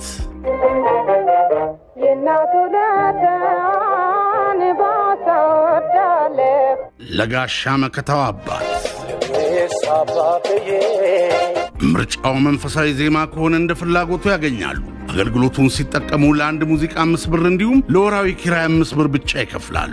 822 ላይ በመደወል ወይም ኤብለው በመላክ በማይቲዮ ቴሌሞባይል መተግበሪያ እንዲሁም www.crbt.ኢቲን በመጎብኘት በቀላሉ ይመዝገቡ። ኢትዮ ቴሌኮም። ያለሁበት ስኬት የትጋትና የመታተር ውጤት ነው።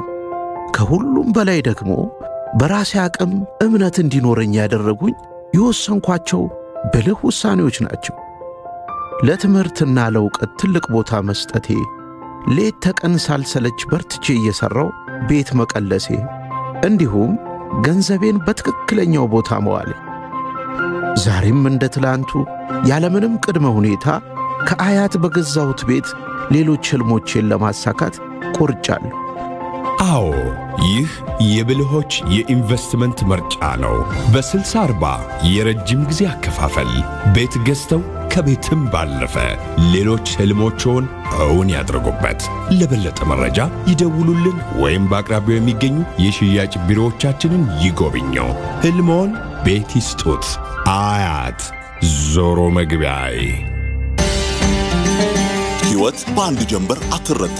ኑሮን ለማሸነፍ ስንማትር ልክ እንደ ቀድሞቹ አባቶቻችን ታታሪ፣ ሰውን አክባሪ፣ ቅንና ታማኝ መሆን መዘንጋት በፍጹም የለብንም። ከሰዎች ጋር በመልካም ስነ ምግባር ተኗኗር እንደሚለው ሁሉ በችግር ሰዓት ከጎናችን የሚቆሙት ከኛ ስኬት ውጪ ሌላ ማየት የማይፈልጉት የሚችሉትን ሁሉ አበርክተው ከሰጡን ውጪ ጭማሪ የማይቀበሉት ቀና አጋሮቻችን ናቸው። እርሶም ሱና እየተከተሉ ሐራምን እየራቁ አቋራጭ መንገድ ሳይፈልጉ በሕይወት ጎዳናዎች ላይ ቅን ሆነው ተጉዘው ኑሮን ያሸንፉ፣ ሕይወቶን ይለውጡ፣ የልፋቶንም መልካም ውጤት ያጣጥሙ። እኛም ልክ እንደ ድሮ በደንበኞቻችን ፍላጎት መሰረት የሸሪዓውን መርህ በተከተለ ከወለድ ነፃ የቁጠባ ሂሳብ አማራጮችን እንዲሁም የፋይናንሲንግና የኢንቨስትመንት አገልግሎቶቻችንን በአቅራቢያው በሚገኝ በሁሉም የኦሮሚያ ህብረት ሥራ ባንክ ቅርንጫፎቻችንና ከወለድ ነፃ ኩፕ አልሁዳ ቅርንጫፎቻችን በኩል ስናቀርብሎት ከታላቅ አክብሮት ጋር ነው። ረመዳን ሙባረክ። ኩፕ አልሁዳ እውነተኛ አጋሮ።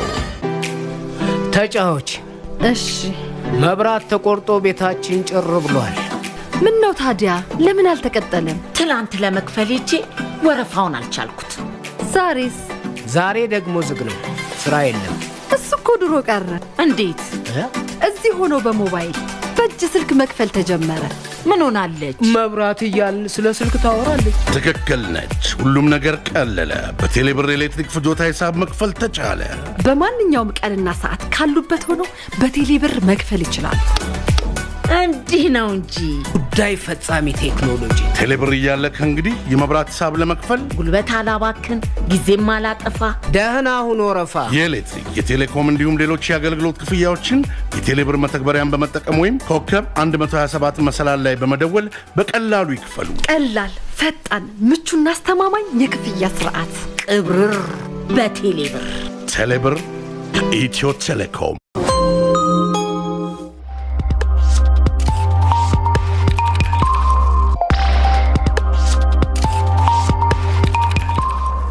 መልእክቶችን ተከታትለን ተመልሰን መጥተናል። ክቡራን ተመልካቾቻችን ኢትዮ ቴሌኮም የጤና ይስጥልኝ ኢትዮጵያ አጋራችን ነው። ከልብ እናመሰግናለን።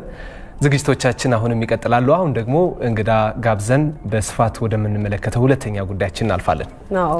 ኦቲዝምን ልናነሳ ነው። እንግዲህ በመጪው እሁድ ዓለም አቀፉ የኦቲዝም ቀን በኢትዮጵያም ጭምር እንደሚከበር ቀደም ብለን በጥያቄያችንም ስናነሳ ነበር። ምላሹን በኋላ ላይ ለተመልካቾቻችን መልሰን እንነግራለን።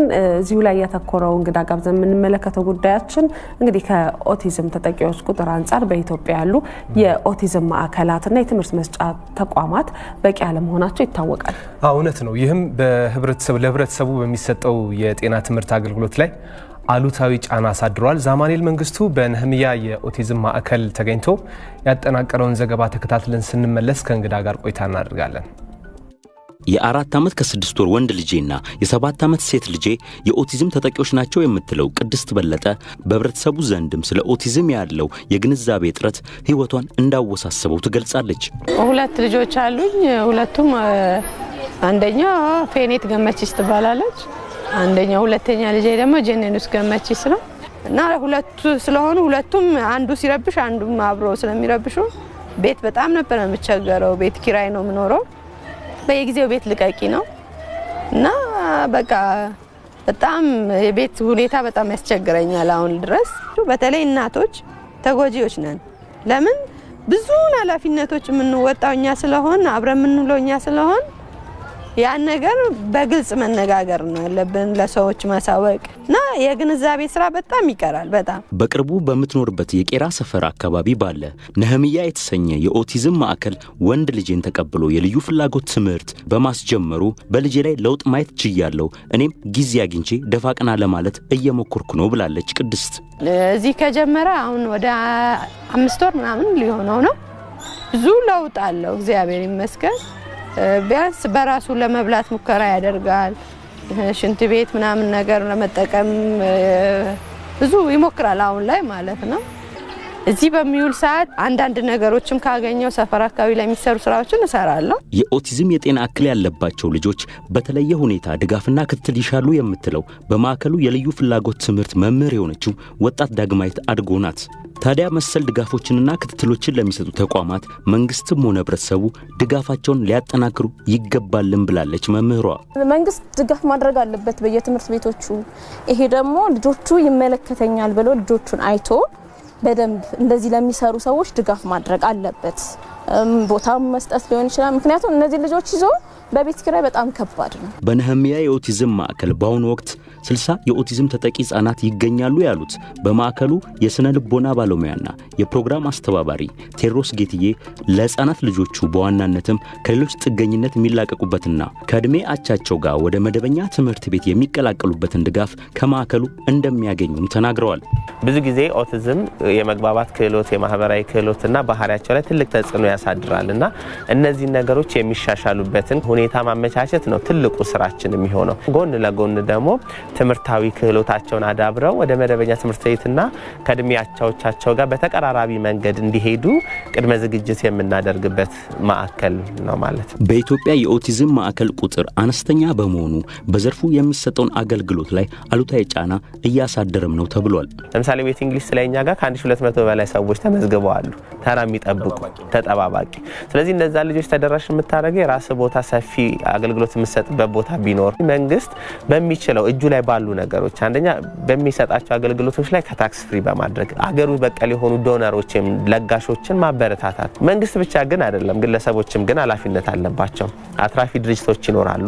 የሚሰሯቸው ስራዎች ላይ እነዚህ አይነት ልጆችን ያማከለ ነገሮች ቢኖሩ በቀጣዩ እሁድ በፈረንጆቹ አፕሪል 2 በየአመቱ የዓለም የኦቲዝም የግንዛቤ ማስጨበጫ ቀን በሚል በዓለም አቀፍ ደረጃ ታስቦ እንደሚከበር ይታወሳል እንቀጥላለን ተመልካቾቻችን በዚህ ጉዳይ ላይ ተጨማሪ ማብራሪያ እንዲሰጡን ስቱዲዮአችን እንግዳ ጋብዘንላችኋል እንግዳችን የነህሚያ ኦቲዝም ማዕከል መስራችና ዳይሬክተር የሆኑት ወይዘሮ ራሄል አባይነህ ናቸው እንኳን ደህና መጡ እናመሰግናለን እንኳን ደህና ቆያችሁ እናመሰግናለን ወይዘሮ ራሄል እንግዲህ የመጀመሪያ ጥያቄያችን የምናደርገው ነህሚያ የኦቲዝም ማዕከል መቼና በምን አጋጣሚ ተመሰረተ እና የኦቲዝም ችግር ያለባቸውን ህፃናት በምን መልኩ ነው እንግዲህ እንክብካቤ የምታደርጉት እስኪሱን ንገሩ እንግዲህ ነህሚያ ኦቲዝም ሴንተር የተከፈተው እኔ 3 ጎረምሳ ልጆች አሉኝ ሁለተኛ ልጄ ኦቲዝም አለበት እና በሰዓቱ እንግዲህ አሁን ምናልባት ወደ 12 አመት ሊሞላን ነው ነህሚያ ከተከፈተ በልጄ ምክንያት ነው ልጄ ላይ ያየሁት የኦቲዝም ሲምፕተም የመጀመሪያው ብዙ ሐኪም አለማወቁ በሰዓቱ አሁን ላይ እንደውም ግንዛቤው በደንብ እየተፈጠረ ነው ያለው ከድሮ የተሻለ ደረጃ ላይ ደርሰናል ስለዚህ ልጄ ላይ የነበረ ኦቲዝም ትምህርት ቤት ማጣቱ በሰዓቱ የነበረው አንድ ኦቲዝም ሴንተር ነበር በዛ የተነሳ ነው እንግዲህ ነህሚያ ሊከፈት የቻለው ኦቲዝም ያለባቸው ልጆች ለመርዳት ለማገዝ የመጀመሪያው ብዙ ትዕግስት ብዙ ፍቅር ይለወጣሉ ይሻሻላሉ እና በቃ የሚገባ ሙሉ ኢነርጂህን ሰብስበ ስጦታ ናቸው ከእግዚአብሔር ዘንድ የተሰጠን ስለዚህ እነዚህ ልጆች ለመርዳት ለማገዝ ትዕግስት ካለ ማይለወጡበት ምንም ምክንያት የለም በዛ የተነሳ ነው ስልጣናውን እየሰጠናቸው ያለ ነው መልካም ነው እንግዲህ ኦቲዝም ያለበት ልጅ መኖሩ ችግሩን ጉዳዩን የሚያውቀው ሰው የበለጠ ይረዳዋል እና አሁን እርስዎም ወደዚህ ይሄን ማዕከል ለመመስረት ምክንያት የሆኑትም አንድ እሱ ነው። ከዛ በፊት አያውቁትም ነበር ይሄንን ጉዳይ። ብዙ ሰዎች ደግሞ አሁን በእኛ ሀገር ኦቲዝምን ራሱ ምንም አይረዱ ሰዎች አሉ፣ ልጆችም እያሏቸው ብዙ ችግሮች እንዳሉ ማንሳት እንችላለን ከዚህ ጋር በተያያዘና ብዙዎች ደግሞ ይሄንን ችግራቸውን ቤታቸው ይዘው የተቀመጡ ልጆቹም ጨለማ ውስጥ ቁጭ ብለው የሚውሉ እዛው የሚያድጉ አሉ አይደል 25 ዓመት ምናምን እስኪሆናቸው ድረስ ምንም ብርሃን አይተው ማያውቁ ልጆችን ሁሉ የተመለከትኳቸው አሉና ይህ አንዱ ችግር ደግሞ የሚሆነው ከግንዛቤም አንፃር እንዲሁ ደግሞ ማዕከላትም ካለመኖራቸው ነውና የእናንተ ተቋም ግንዛቤን በማሳደግ እንዲሁ እንዲህ አይነት ችግር ያለባቸውን ሰዎች ደግሞ እንዲወጡ በማድረግ ምንድነው የሚሰራው? እንግዲህ የመጀመሪያው ነገር ግንዛቤ መፍጠር አለብን። ህብረተሰቡ ለምንድነው አይምሮ ሁሉ ጊዜ ከኃጢያትና ከርግማን ጋር እናያይዘዋለን? እኔ የቱ ጋር ምን አይነት አመለካከት ይሄን ነገር እንዳመጣብን አይገባኝም። ለምን ሌላ የሰውነት ክፍላችን ይታመማል አይደል? ሁሉም የየራሱ እኮ ህመም አለው። አይምሮ ላይ ስንደርስ ወደ ኃጢያት ወደ እርግማን የምንለውጥበት አካሄድ ነው ይሄን ሁሉ ነገር የሚያመጣው። ለዛ ነው ብዙ እናቶች አውጥተው እንደዚህ አይነት ልጅ አለኝ አይሉም። ኢቭን ይሄ የህዝብ ቆጠራ እንኳን ሲደረግ አይቆጥሯቸውም እንደዚህ አይነት ልጆች። እኔ ማቃቸውም ሰዎች አሉ 3 ልጅ ኖሯቸው 2 ልጅ አለኝ ብለው የሚያወሩ ሰዎች። ይሄ የመጣው ከድሮ ጀምሮ የመጣው አመለካከት የተዛባው አመለካከት ነው ይሄንን ያመጣው። ስለዚህ እኛ ነህሚያ ኦቲዝም ሴንተር በጣም እየሰራ ያለው ግንዛቤ መለወጥ ላይ ነው። ለምን ልጆች የእግዚአብሔር ስጦታ ናቸው። ሰጪው ያውቃል ለማን ምን መሰጠት እንዳለበት ያውቃል። የእውነት እኔ ቤት ኦቲዝም ሲመጣ ይሄው ዛሬ እኮ ለስንት ልጆች ተረፍን። ስለዚህ እግዚአብሔር በስራው አይሳሳትም። ይሄንን አመለካከታችን ካስተካከልን ይሄን ከለወጥን እነዛ የታሰሩ ሰዎች በሙሉ ማውጣት ይችላሉ ማለት ነው። ያቺ እናት እኮ ልጇን ይዛ ስትወጣ ሚለው ቃል አያሳልፍም። እስቲል እኔ ልጄን ይዤ ወክስ አረግ የህዝቡ አዝኖልሽ ሊሆን ይችላል፣ ራርቶልሽ ሊሆን ይችላል፣ ነገ ግን አትወጣት ያቺን ቃል። እኔ አንድ ጊዜ ልጄን ወክስ እናረግ ወጥቼ ሲሉ እሱ ሲመለስ ያለ ተመለሰ። ምክንያቱም ህብረተሰቡ ዝም የሚል የለም፣ ሁሉም ነው የሚናገር። ጸበሉ ሰደው ጸሎቱ ሰደው ማትባለው ነገር የለም። ያንን ሳታረቅ ቀርታ አይደለም። አንተኮ ከህዝቡ የበለጠ ለልጅ ታስባለህ አይደል? መሄድ ያለብን በሙሉ ትሄዳለህ። ጎበዝ በርቺ፣ ጎበዝ እናት የሚለውን ቃል ካፉ የሚያወጣ የለም። ጸበልኮ ስለማትወስዱ ነው። እናንተኮ ችግር የሚሰጡ አስተያየት በጣም ያማል። አንድ ጊዜ እንደውም ለምን ከቤት አወጣሹ የሰው አይን ይሄን ልጅ አንድ ነገር እንዳያረጋው ስለኝ ማማ ሲጀመር የሰው አይን የሚባል ነገር የለም። ሁለተኛ ይሄኛው ልጅ ምን አይነት አይን ማለት ሚለው ሊሆን ይችላልና እንደዚህ አይባልም። እንደውም ጎበዝ አውጪው በደንብ ይጫወት ይራመድ ከቤት መታሰር የለበትም መባል ነው ያለብን። እና የአመለካከት መዛባቱ ብዙ እናቶች ቤት እንዲቀሩ ያደርጋል። ደፍረው የወጡትን ደግሞ እንዲመለሱ የሚያደርግ ብዙ ሰዎች አሉ። ሶስተኛው ደግሞ የትምህርት ቤት አለመኖር። አሁን ለምሳሌ እኔ ልጄን አወጣሁት ኦኬ እሺ፣ ከዛስ ትምህርት ቤት ከሌለ እንዴት ነው ማወጣው? ተመልሼ ነው የምገባው፣ ተመልሼ አስረዋለሁ። ለምን እኔ መኖር አለብኝ፣ መስራት አለብኝ። ስለዚህ አብዛኛው በተለይ አቅም ለሌላቸው እናቶች እንግዲህ ኦቲዝም ሲመጣ ቤታችን ብዙዎቹ ዲቮርስ ያደርጋሉ። በቃ የትዳር ይበተናል። ምክንያቱም አንድ እናት ባሏ መጥቶ እንዲያግዛት ትፈልጋለች፣ ባል ደግሞ ሙሉ ቀን ስራ ሊሆን ይችላል። ይሄ የመረዳዳቱ የመግባባቱ ምናምን ነገር ግጭት በዚህ የተነሳ ብዙ ጊዜ ባል ቤተሰብ ኢንቮልቭ ያደርጋል። አንቺን አግብቶ ነው ለእናት ሰፖርት እንደማድረግ ልጁን እንደመርዳት ይልቅ እሷን ኃጢያተኛ ማድረጉ ይበዛል። አንቺ ህይወታችን ላይ መተሽ በጣም ብዙ እናቶች የሚያልፉበት መንገድ ከያቅጣጫው ኢቭን የራሷ ቤተሰብ ራሱ አንቺ ከቤታችን የተረገምሽ ነሽ ሚለው አመለካከት እንደ መርዳት እንደ ማገዝ የባሰ ስብርብርህን ነው የሚያወጣው። ያ ደግሞ ሲሆን በቃ ቤት ትቀራለች፣ እናት በሽተኛ ትሆናለች፣ ልጁንም ትሪት አታረገው። ምክንያቱም እሷ ደስተኛ እሷ ጤነኛ ስትሆን ነው ለልጇ የምትተርፈው። በዚህ የተነሳ በጣም ብዙ የተማሩ ያልተማሩ ጥሩ እናቶች ቤት ቀርተዋል። ስለዚህ ልጆች ስጦታዎቻችን ናቸው፣ ሰብረን መውጣት አለብን። መንግስት ትኩረት ማድረግ አለበት። እኛ እንደማንኛውም ሰው ለልጆቻችን ትምህርት ቤት መንግስት ማዘጋጀት አለበት፣ ከቤት መውጣት አለባቸው፣ ባለው ነገር ማገዝ መቻል አለበት። ስለዚህ ይሄ ነገር አለመሆኑ እንደዚህ አይነት እናቶችን አባቶችን እየገደለ ህፃናቶችን ተዋቸው። የሚደርስባቸው ጫና እጃቸው እግራቸው በሰንሰለት ታስሮ ቤት የቀሩ ቤት ይቅጠራው በጣም ብዙ ወላጅ አለው። ስለዚህ እኛ ምን አዘጋጅተን ነው ውጡ ምንለው? እኛ ጋር ምን የቀረበ ሰርቪስ አለ እነዛን ሰዎች ውጡ ለማለት? እኔ አንድ ጊዜ አንዲት እናት ምራቋን ተፍታብኛለች። ሚዲያ ላይ ወጥተሽ ልጆቹን አውጡት ያለሽ ስንመጣ ቦታ የለሽም በጣም አንደርስታንድ አረኳት። ከዛ በኋላ እንደውም ሚዲያውን ፈራ ነው። ምክንያቱም ችግሩ በጣም አለ ከሚነገረው በላይ። ግን ምን እየሰራን ነው ቢባል በእናት እኔ እዛ ኦቲዝም ልጅ አስቀምጬ ነው የምታገለው። ላልመጣም እችላለሁ ስራ ልጄ ከታመመ ከኔ በለጠ ትሪት የሚያደርገው የለም። ስለዚህ በእናት አቅም እዚህ ደርሰናል 12 ዓመት እና ይሄ ነገር ለእናትም ለልጅም ለሀገርም ጉዳት ነው። በጣም ስታየው ልጆች ሌላው አገር እኮ ኦቲዝም ያላቸው ልጆች ትልቅ ደረጃ ደርሰዋል።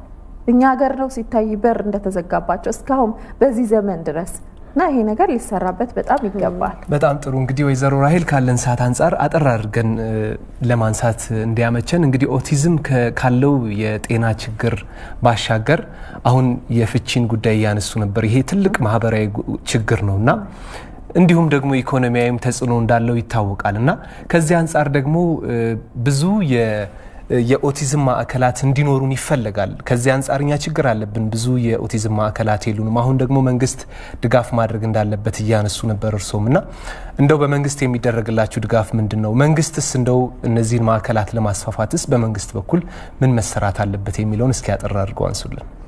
አይ እንግዲህ ዋናው ትልቁ ኢሹ ነው ማለት ይቻላል። እሱን አሁንም ጥያቄያችን መንግስት እጁ ላይ ባለው ነገር ይደግፈን። እስካሁን ድረስ እኛ ወላጆች ነን እየታገልን ያለ ነው። መሬት መስጠት፣ ውሃ፣ መብራት እነዚህ ልጆች በነፃ ቢደረግ ቀላል ነው አይደለ? ስልክ እጃችን ላይ ባለው ነገር ትልቁ ነገር ላይ ባንሄድ። ስለዚህ በመንግስት በኩል እየተደረገልን ያለው ነገር ምንም ነገር የለም። ትንሽ እንደውም ቻሪቲው ለልጆቹ መኪና እንደዚህ አይነት ነገር ላይሰንስ የሚሰጠን አካል ይሻላል እንጂ በሌላው በኩል ያለው ምላሽ ጥሩ አይደለም። ዛሬም በር ምናንኳኳው ከመንግስት ለነዚህ ልጆች ትኩረት ይሰጥ የሚለውን ነው። በጣም ነው የምናመሰግነው ወይዘሮ ራሄል አባይነህ እዚህ ስቱዲያችን መጥተው ለሰጡን ማብራሪያ። እንግዲህ ወደፊት ደግሞ ያሏቸው ችግሮች ተፈተው ብዙ ልጆች ከቤታቸው ወጥተው የሚቆዩበት ትልቅ ማዕከል ይሆናል ብዬ ተስፋ አደርጋለሁ። እኔ በግሌ እናመሰግናለን። እሺ እኔም አመሰግናለሁ። እሺ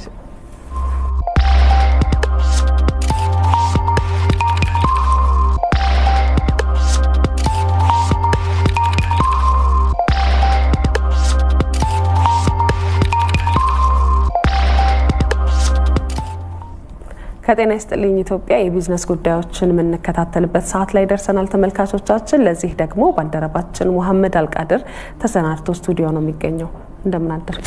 እንዴት አደራችሁ? ተናነን መቀጠል ይቻላል። የተለያዩ የሀገር ውስጥና የውጭ የቢዝነስ መረጃዎችን ይዘናል። ቀዳሚ የምናደርገው ከሀገር ውስጥ ነው። በአፍሪካ የኢነርጂ ኢንቨስትመንት ላይ ከፍ ያለ ጠቀሜታን ለማድረግ ኢንቨስትመንቱን ለማሳደግ የመንግስትና የግሉ ዘርፍ በቅንጅት መስራት እንዳለባቸው ተጠቁሟል። በአፍሪካ የኃይል እንዲሁም የመሰረተ ልማት ዝርጋታ ዙሪያ ላይ የመንግስትና የግሉ ዘርፍ በጋራ መስራት የሚችሉበት ሁኔታ ላይ ያተኮረ ጉባኤም በአፍሪካ ኢኮኖሚ ኮሚሽን ተካሂዷል። ጉባኤው የአፍሪካ ኢኮኖሚ ኮሚሽን ኤሲኤ እና ሬስ ፎር አፍሪካ ፋውንዴሽን ጋር በመተባበር የተዘጋጀ ነው። ለ3 ቀናትም እንደሚቆይ ተጠቁሟል።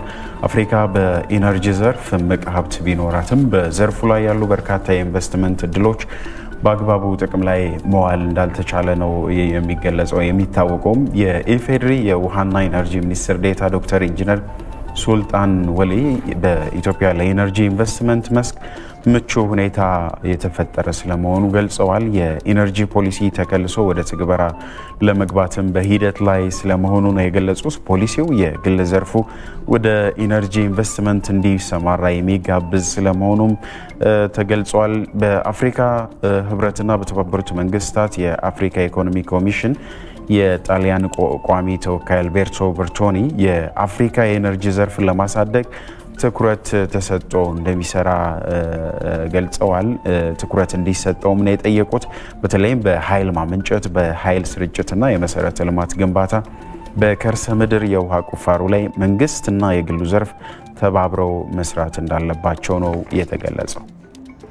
ሌላኛው ጉዳያችን ወደ ጎንደር ከተማ ያቀናናል። በቀዳማዊት እመቤት ጽሕፈት ቤት ተገንብቶ በቅርቡ ስራ የጀመረው የዱቄትና የዳቦ ፋብሪካ የሚያቀርባቸው ዳቦዎች በ15 በሚደርሱ የዳቦ መሸጫ ሱቆቹ አገልግሎቱን እየሰጠ ነው የሚገኘው። በገቢያቸው እንዲሁም የኑሮ ደረጃቸው ዝቅተኛ የሆኑ የህብረተሰብ ክፍሎችን ተጠቃሚ ለማድረግ ታስቦ የተቋቋመው ይኸው ፋብሪካ በዳቦ ስርጭት ባልተዳረሰባቸው የከተማ ክፍሎች እንዲሁም ደግሞ በአጎራባች ወረዳዎች ላይ እንዲሁም በሌሎች ከተሞች ተደራሽ ለማድረግ እየሰራ ነው። ይህ ስራዎች እየተሰሩ እንዳለ ሆኖ በፋብሪካው የሚቀርቡ የዱቄት እንዲሁም የዳቦ አቅርቦቱ በተመጣጣኝ ዋጋ ለህብረተሰቡ እየደረሰ እንደሆነ ኢዜአ ያነጋገራቸው ተጠቃሚዎች ተናግረዋል።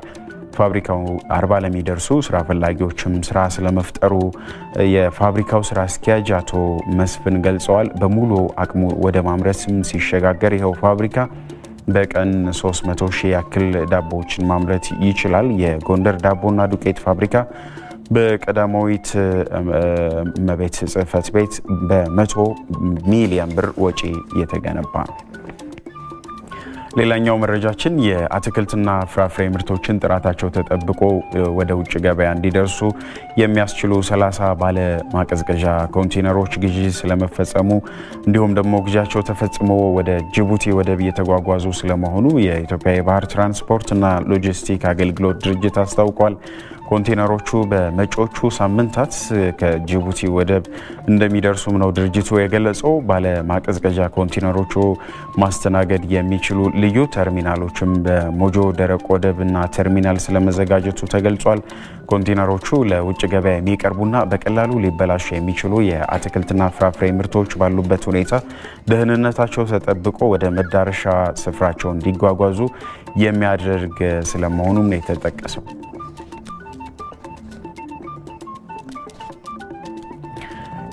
የመጨረሻውና የውጭ ቢዝነስ መረጃችን የሚሆነው ቀደም ሲል በሁለት ሰዓት ዜናችን ላይ ትግስቱ የአቮካዶ ምርትን ወደ ቻይና በመላክ ውጤታማ ስለሆነችው ሀገር ኬንያ ሲያነሳልን ነበር። በተቃራኒው ደግሞ የኬንያ አየር መንገድ ባለፈው የፈረንጆቹ 2022 በ290 ሚሊዮን ዶላር ኪሳራ እንዳጋጠመው ተገልጿል። አየር መንገዱ በተጠናቀቀው የፈረንጆቹ ዓመት ያጋጠመው ኪሳራም በቀዳሚው ዓመት ከገጠመው ጋር ሲነጻጸር በእጥፍ ብልጫ እንዳለው ነው የተገለጸው። የኬንያ አየር መንገድ ከዓመት ወደ ዓመት በኪሳራ ውስጥ እየሄደ ነው ያለው። የ2021ን ያጋጠመው ኪሳራ 120 ሚሊዮን ዶላር ነበር። አሁን ደግሞ በፈረንጆቹ 22 ያለፈው ዓመት ማለት ነው 290 ሚሊዮን ዶላር ኪሳራን አጋጥሞታል። የነዳጅና የስራ ማስኬጃ ወጪ ከፍ ማለቱን ተከትሎ ነው አየር መንገዱ ኪሳራዎች እያጋጠሙት ያሉት። እንግዲህ በ2021 ከነበረው 656 ሚሊዮን ዶላር በ2022 ወደ 1.1 ቢሊዮን ዶላር እንዲያሻቅብም አድርጎታል ሲል አፍሪካን ኒውስ በዘገባው አመላክቷል። የቢዝነስ መረጃዎቹ እነዚሁ ናቸው። እናመሰግናለን መሐመድ። እናመሰግናለን።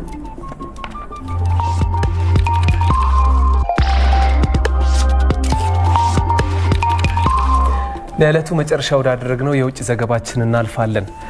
በህንድ የአየር ንብረት ለውጥ እያሳደረ ያለውን ጫና ለመቋቋም የማሽላ ምርት በስፋት እየተመረተና ተመራጭ ምግብም እየሆነ መጥቷል።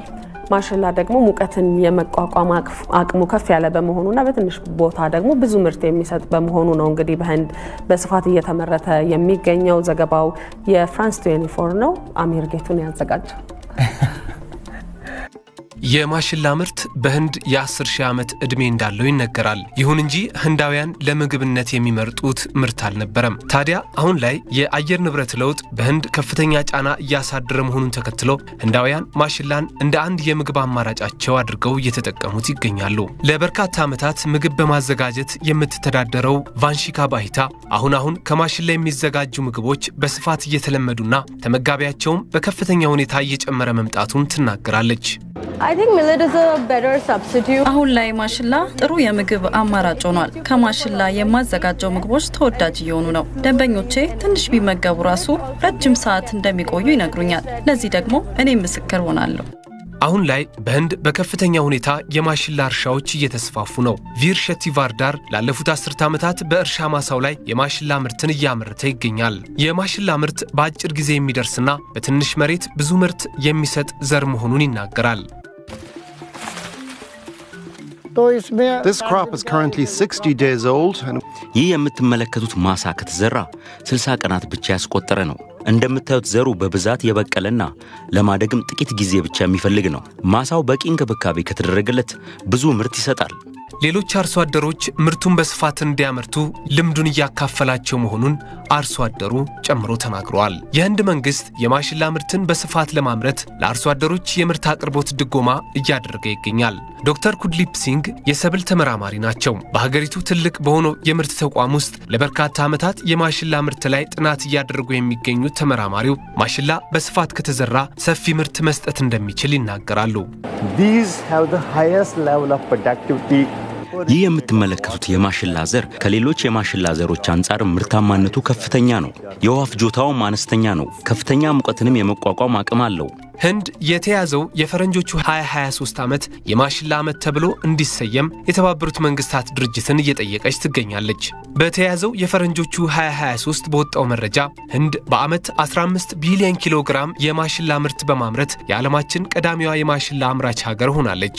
የሩሲያ ዩክሬን ጦርነት የስንዴ ምርት አቅርቦት ላይ ጫና እያሳደረ ቢሆንም በህንድ እየተመረተ የሚገኘው ከፍተኛ የማሽላ ምርት ይህን ክፍተት ይቀርፋል ተብሎ ተስፋ ተጥሎበታል።